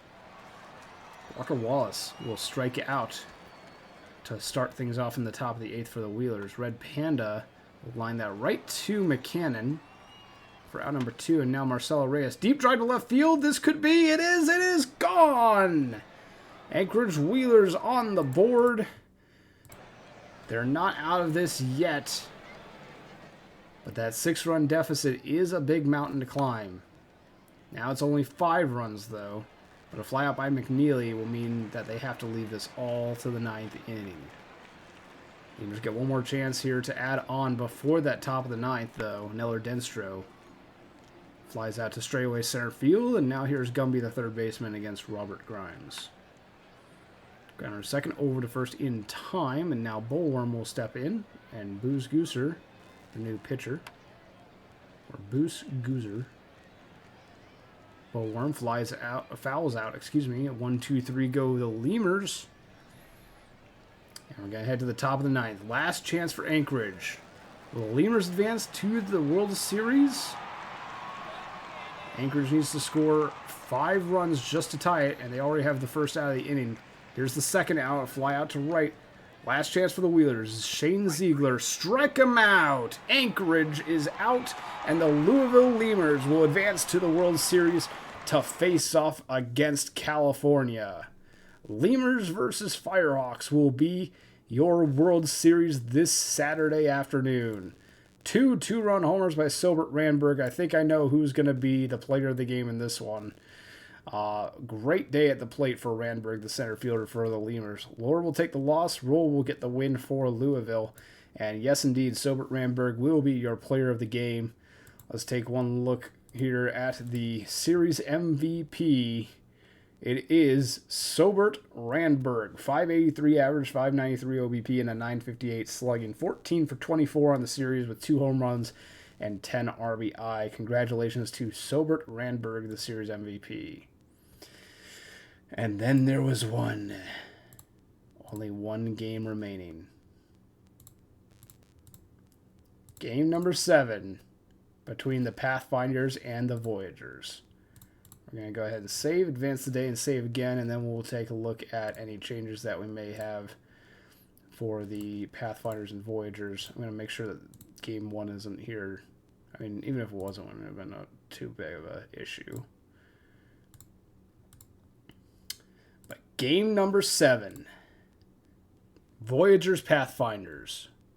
Any changes, GMs? Voyagers have a change here to their lineup. Let's see.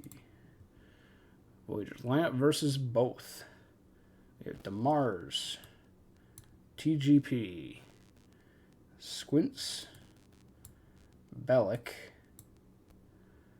JR, Dion, Moose,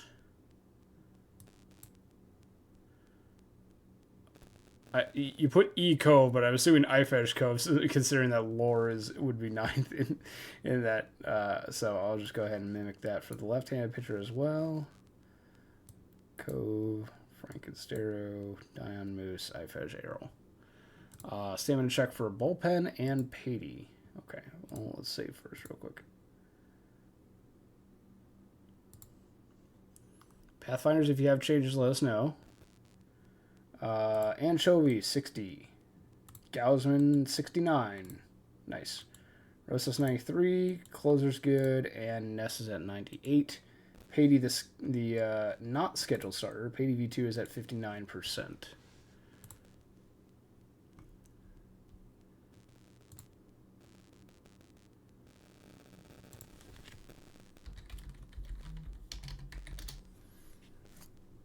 Pathfinders, any changes? Did I say anything? Not yet. Silent so far. Okay. Pathfinders, if you have changes, and Voyagers, if you have any more changes, please let us know as soon as possible. If you're deliberating, let us know. If you're good, let us know so that we can continue to move on. And we do have a prediction up in the channel. It's an easy one. Who wins?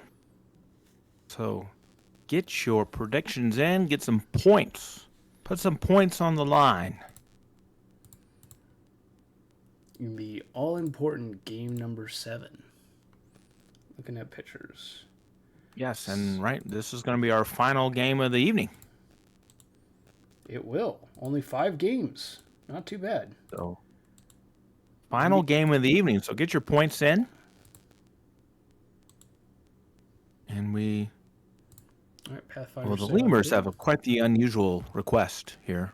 Holding for Voyagers. I'm pretty sure if we go to the, the office with that request, they're probably going to deny it, but Also, if you purchase, it wouldn't be a free World Series win. There would be a cost to it that you're purchasing it for. All right, New York has some changes. Oh boy, it's kind of tough to see there. Okay, so Parco Crawford, PDV2 to the pen. Boop.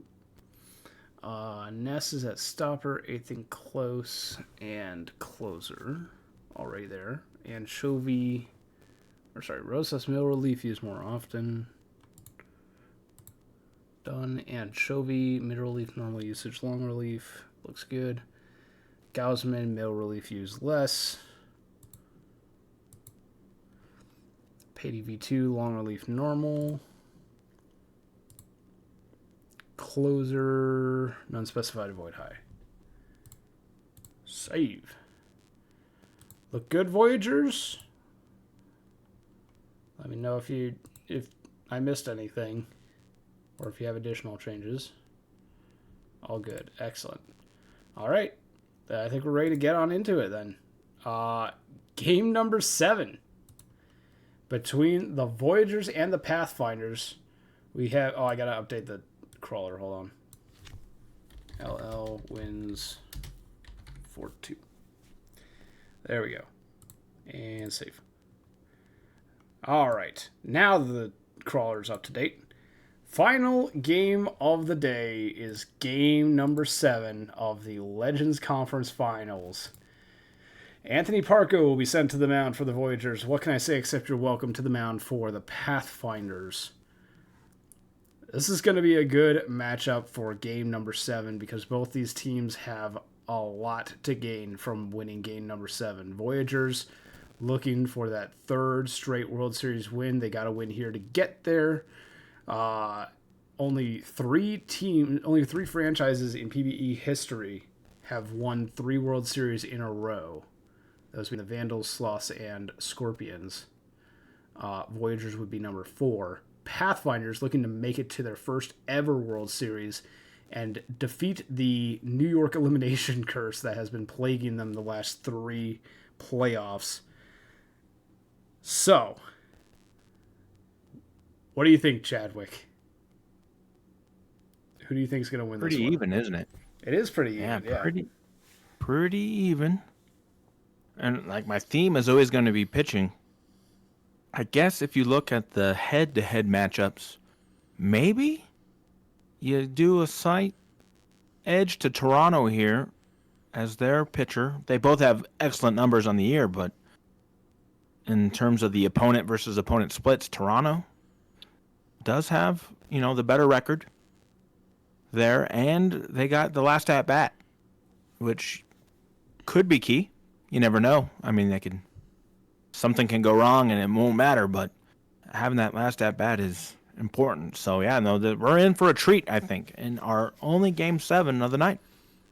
Yeah, and that home field advantage does come in handy. Hasn't really come into play too much tonight, though. Most of the games have been big lead blowouts, so it hasn't really been too close in almost any of these games so far tonight.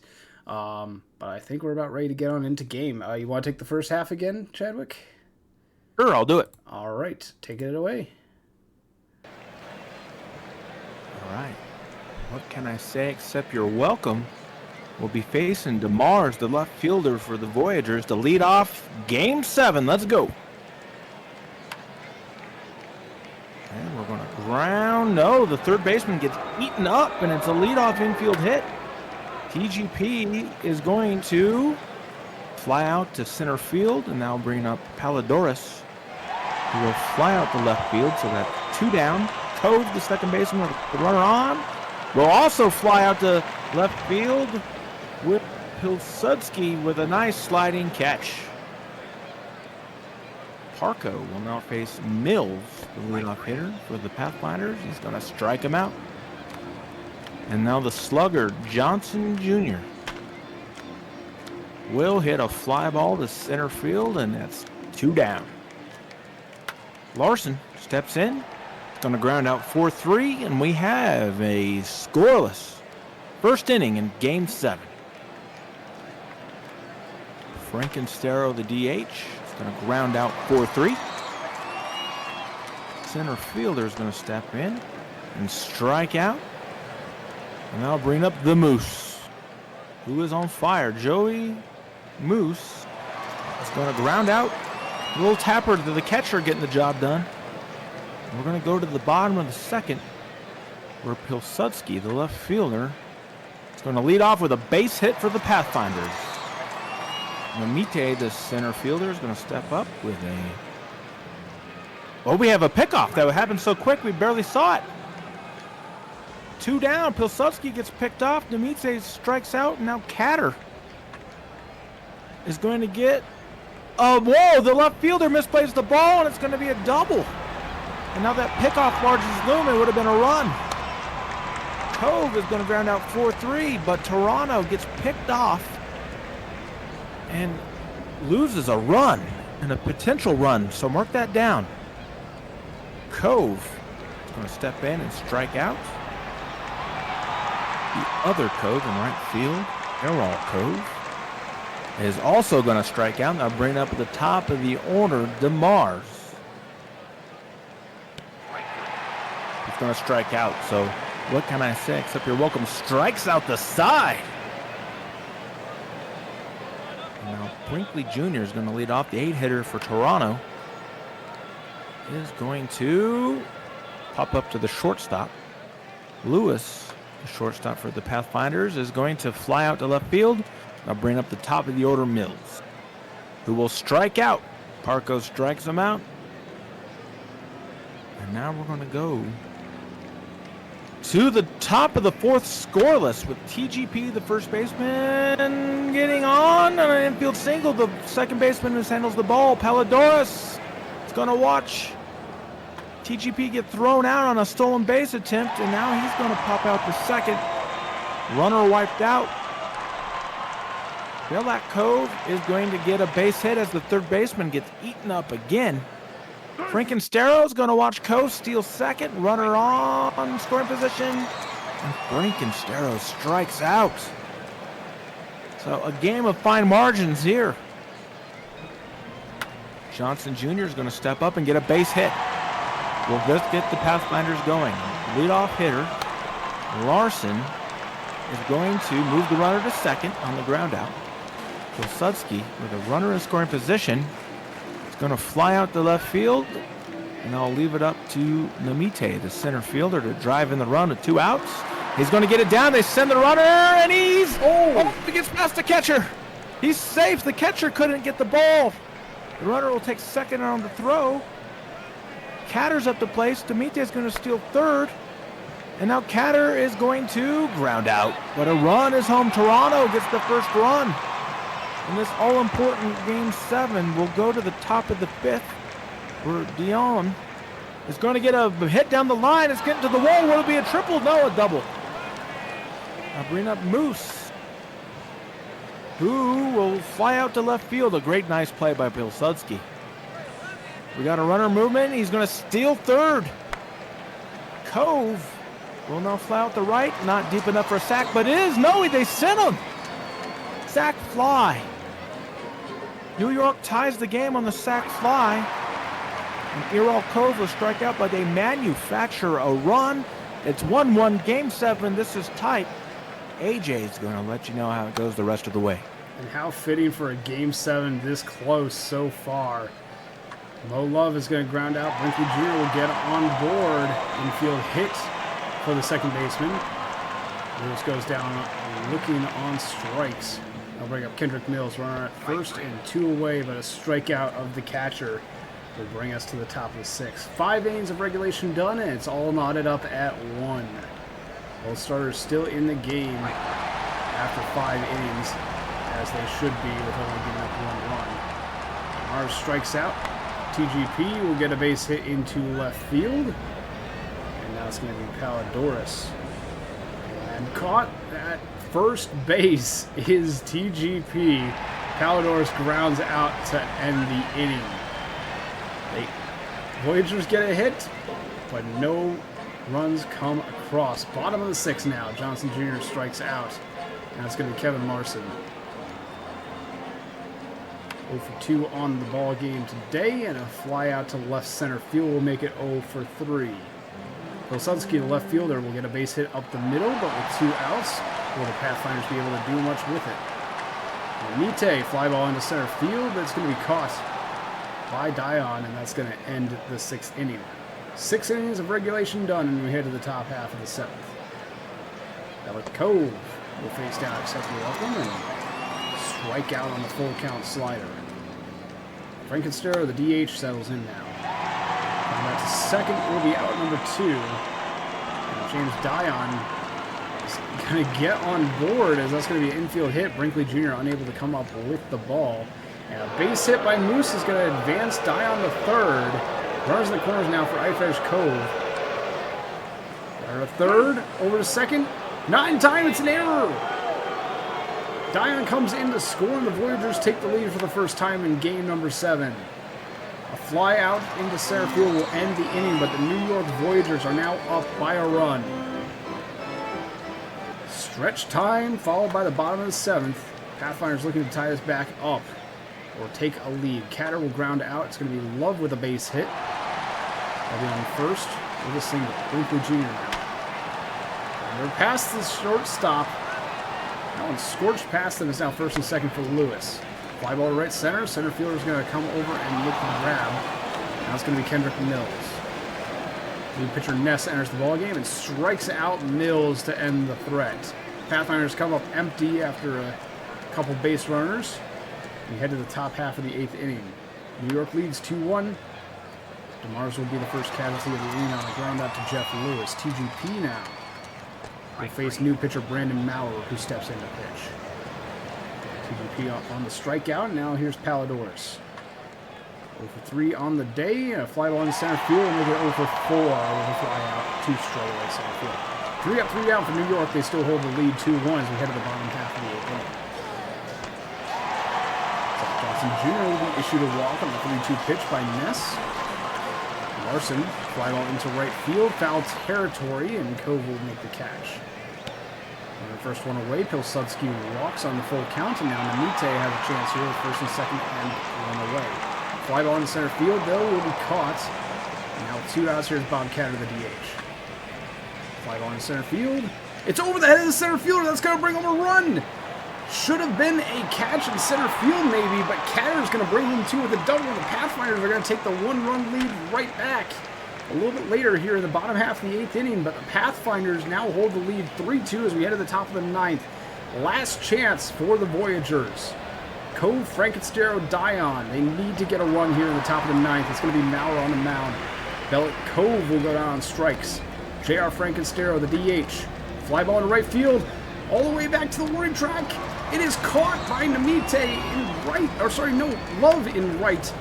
Base hit by Dion. This game's not over yet, but the Voyagers are down to their last out. It's going to be Joey Moose. Runner off for second. Safe. Dion with a stolen base. Joey Moose. Fly ball into left field. This could do it. Pathfinders heading to the World Series for the first time ever. Toronto comes up big in game number 7, and they will see the World Series for the first time in franchise history. They'll be facing off against the Cancun Toros this Saturday for the title. 3-2 victory for the Pathfinders as they come back late to win it after being in the lead 1-0 in the 4th.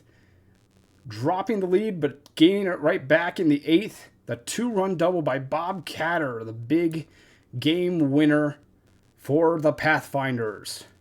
Maurer gets the win in relief. Ness will take the loss in the blown save for New York. What can I say except you're welcome? The player of the game, 1 earned run and 1 unearned run over 7.1 innings pitched. Congratulations, Toronto, Cancun, Louisville, and California. Those are the 4 teams you will be seeing this Saturday for both the Majors and the Minors World Series. There you have it. Wow. What a way to end it, huh, Chadwick? Yeah, that I don't know. We'd have to see the replay, but the potentially misplayed ball in center field was rather dramatic. Absolutely, yeah. Bob Catter's going to wind up being the series MVP with that big 2-run double.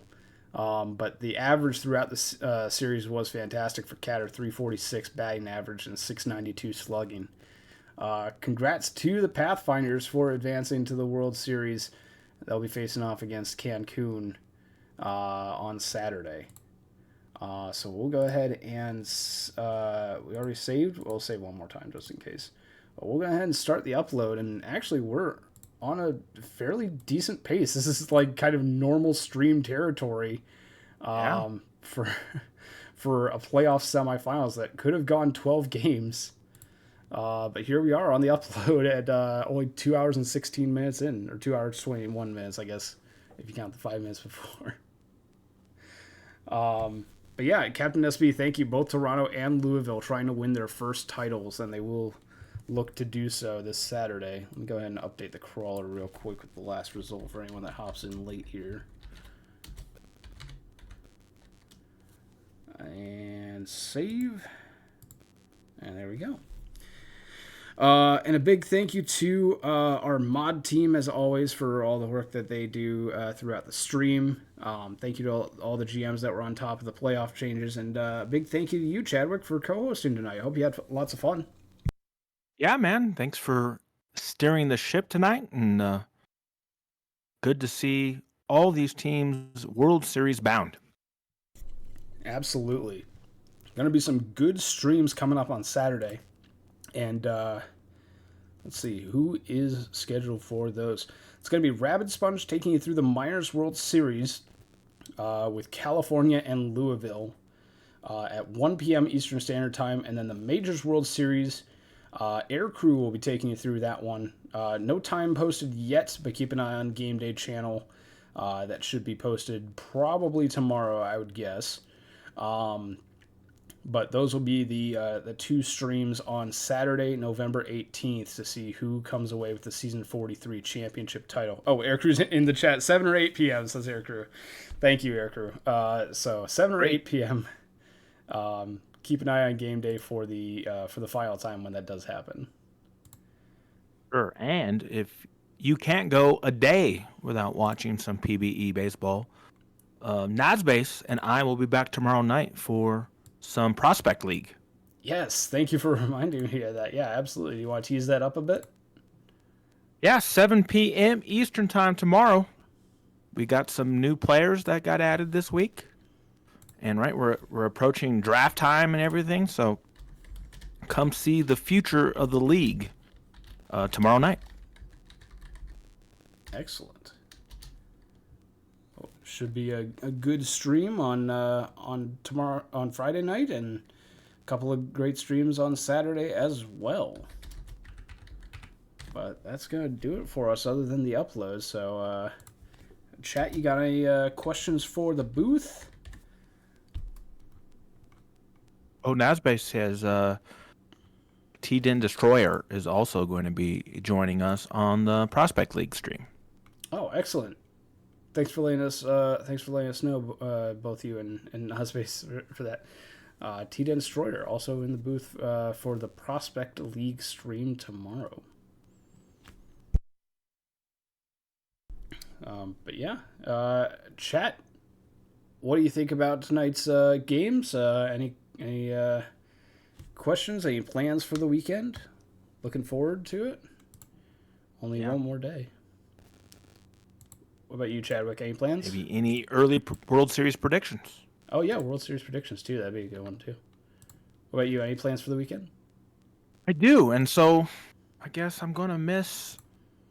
Let's see, what they say. Yeah, I'm going to miss myself playing in the World Series in the minors. Oh, no. I do have plans at exactly 11 o'clock on Saturday. Wow. I have a previous engagement that was scheduled long ago, so... I guess I'll have to catch the replay. maybe try to go ultra silent, right? To see, try not to get any spoilers, and No maybe try spoilers. to watch the replay of the stream. So I'll I- throw that out there. So don't tell me what happens, because I'm not going to be around to be able to watch it. Yeah, I might want to mute the game day announcement channels too, because I think usually someone will post to there saying congratulations to the World Yeah, I Series think it will be champions. all notifications on Discord off type of day. Probably wise. Predictions that I want another edition of AJ reading the chatterbox. Oh, should we do a tally of how many people just posted the day of the week? We'll have to take a look at that. Paul Bunyan versus Babe the Pink Ox. That's actually a really good tagline for the Majors World Series. You got Paul Bunyan, like the that. lumberjack of the Pathfinders, and the Ooh. Pink Ox. So someone on the graphics team make Yes. make a mock-up of that. That'd be really fun. That needs to be something that we stream on Saturday. Yes, that'd be a great graphic. I think it's been a while since someone has made a graphic that was asked to be shown on stream. But if you make a good enough graphic for these matchups, maybe some of the stream team will catch an eye of it and showcase it on the starting soon screen for the stream, or give you a shout out or something. But let's see. So Chatterbox for today. Did you do your Chatterbox for today, Chadwick? I did. Nice. I'm in to make that free money, right? Everybody knows about that, so take advantage. Absolutely. So let's see. Starting with Khan, who said, "Did I miss chatter yesterday?" Oh no, Khan missed it. Bekdudo gave a preview of the semifinals. Tesla said, "I don't see what gingerbread has to do with Sprite, but it was at least an amusing commercial." I have no idea what that means. Is there? Sure. Nate Nitro just saying hi. Wildfire Micro got an update today. Let's do the count of the how many people just said Thursday.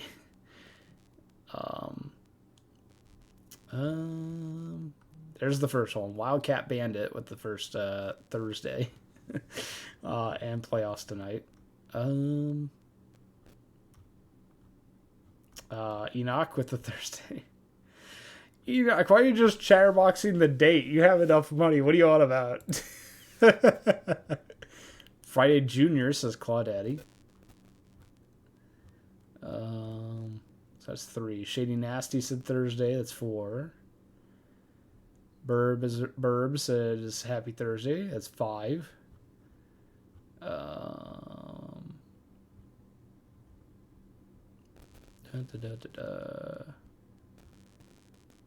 it looks like that's it. Only 5. I think we had more last time we did this, but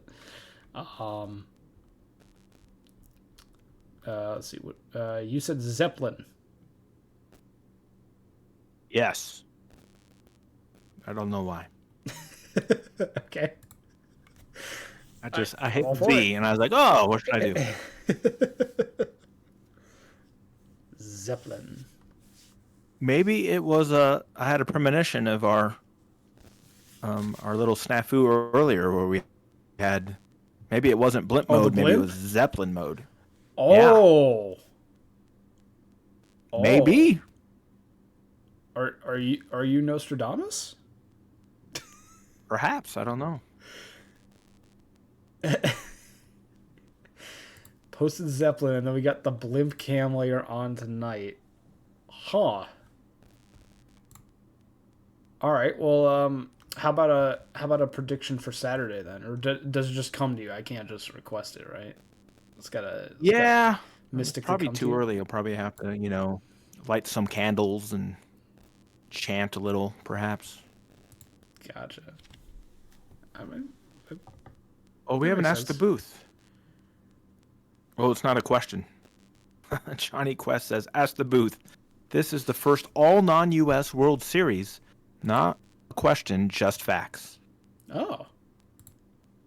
Is that... Yeah, I guess so, because I'm trying to think of... I think the only other... Well, hold on, let me see. Teams...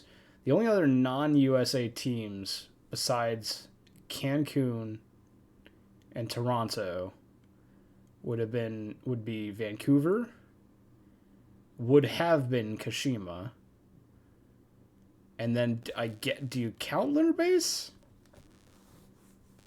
as US? Yeah, I don't know. That's a tough one. The Lunar Base would have been set up maybe by the US, I would assume, for PBE. Good question. If so, the Lunar Base Space Rangers have only faced New York in the World Series, so that wouldn't matter. Okay. Kashima's never been to the World Series. Yeah, Loki says lunar base is USA. No other country has a flag on the moon. Fair enough. Yeah. Yeah. They were Sarasota. They were Florida first, but then of course it absolutely is U.S. So the question would be, would lunar base not be U.S.? But since everyone is agreeing that U.S. would have put the base on the moon, then I guess we're counting them as U.S. as well. So really the only ones that aren't U.S. would be Cancun, Vancouver, and then Toronto, and formerly Kashima. And Kashima's never been to the World Series. And I don't think Vancouver ever faced Cancun in the World Series. Because I think the Vandals have only made it to the World Series the first 6 seasons, and Cancun wasn't a team then. So yeah, that would make sense. This would be the first ever non-U.S. World Series. Yeah, Vancouver hasn't made it since. Yeah, Johnny Quest. Vancouver hasn't made it since PBE got other international teams. Interesting. Good stuff. There we go. Yeah, the more you know. Cancun played like Providence twice. Yeah, Cancun played the Crabs. Yeah, but Providence is a U.S. team.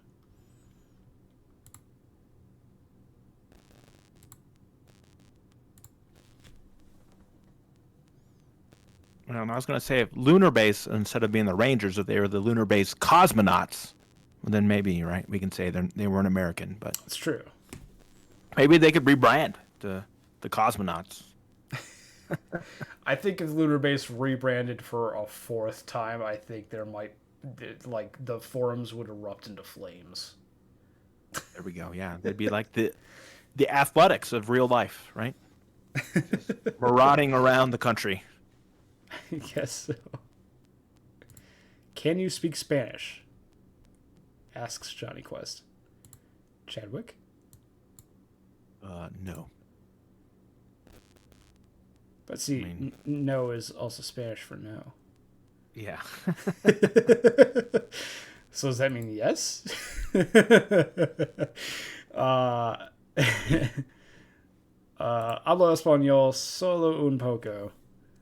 It's been a while since I had Spanish class in high school. This is the last time I didn't take Spanish in school, so I should have.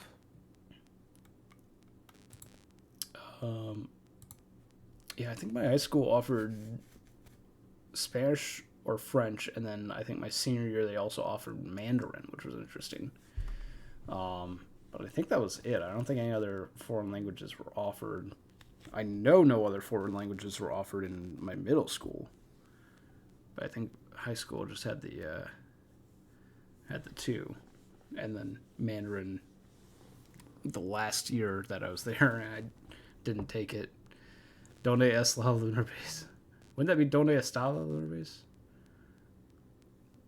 Because it's a temporary. You're Albania. Yes, Loki, you may use the bathroom. You may use the bathroom. You don't have to ask us. You can just go.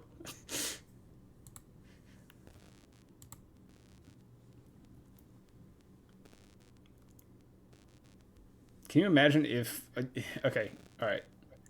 Chadwick and Chat, got a question for you both. You get $1 million, right? But every time you need to use the bathroom, you have to ask permission of somebody. Doesn't matter what their answer is. You can still go, but you have to actually go find someone and ask them if you can use the bathroom. Would you take the money? $1 million. Are we talking real money or Yeah. PBE money? Real money. PBE money, that's tough. nothing. You get $1 million for doing Chatterbox in a few weeks. That's Yeah. nothing. Loki says yes. I mean, that's a tough one because that's a lot of asking. I don't know if it's worth the hassle. Oh, Johnny Tax-free. Quest asks, is it tax? Tax-free, Johnny. Tax-free? Okay. Yeah, I don't know. I think it'd be a pain. Like, That's not how it works, it would be Motion. too much. Motion, that's not how it works. It's magic. You can't pay them off. Yeah, I think I'd get annoyed. Even though it'd be, I mean, right? On the surface, it seems like, yeah, that'd be easy. An easy $1 million. But, I mean, how'd you even think of that? That's quite amazing. I don't know. I just came up with it because Loki asked if we could Yeah, use it. no, it's good. Yeah. It makes people think. What happens if you're alone? Yeah, you gotta go find someone and ask them. Like it does. the thing is, it doesn't matter what they say. They can say no, but you can still go use the bathroom after that. Yeah. Just call 411 or the cable company. I think 411 or the cable company would get a little bit annoyed if you kept calling them asking. Oh, if you could go no, to the I like bathroom. Johnny Quest going there. Yeah, if no one's around, you didn't say how. You could call somebody and ask, right? It's true. Yeah.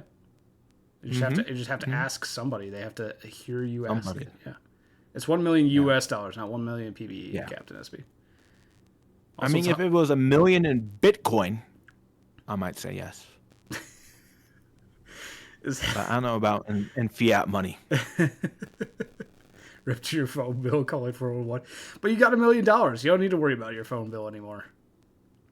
I think so. Like, for on one hand, I could see like you hiring someone with the with part of that money to just like be on call to always be near you, so that you could just ask them all the time. That's their job. I like it. That's You their pay job. them They like just stand by. Yeah, like $50,000 a year, and you say no matter when I call you, you have to answer. yeah. See, that would be, I think, a good positive in that category. But on the other hand, you also think the amount of times that I, wake up in the middle of the night and I have to go to the bathroom, right? Like no one near me at like 2 a.m. is gonna be too happy about me going to ask them if I can use the bathroom, right? 211 is free. Yeah. Yeah, I guess. Does asking parrots count? No, it has to be human. Just call your mother. You should call her up anyway. I talk to my mother daily.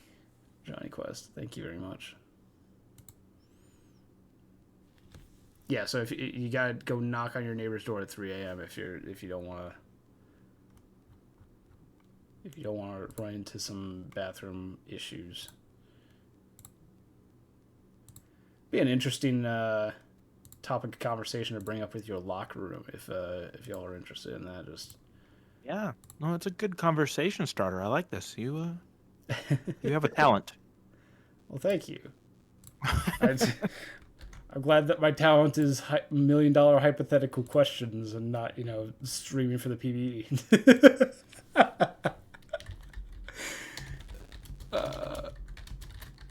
Okay, index is updated. Add link. And publish. And we are all set. Once again, thank you to everyone who took part in tonight's stream, including you, chat, for all of the for sticking around all the way to this point and entertaining us through the upload. Hope you all have a great rest of your night and tune in for the Prospect League tomorrow and the World Series streams on Saturday. Chadwick, any closing comments or thoughts? No, yeah. Thank you for everybody for joining us tonight and for all the people doing the work in the background, right? On the update team, the sim team, the moderators, and yeah, we'll see you Saturday. All right. See you Saturday, everyone. And Loki, yes, go use the bathroom. Take care, everyone. Bye.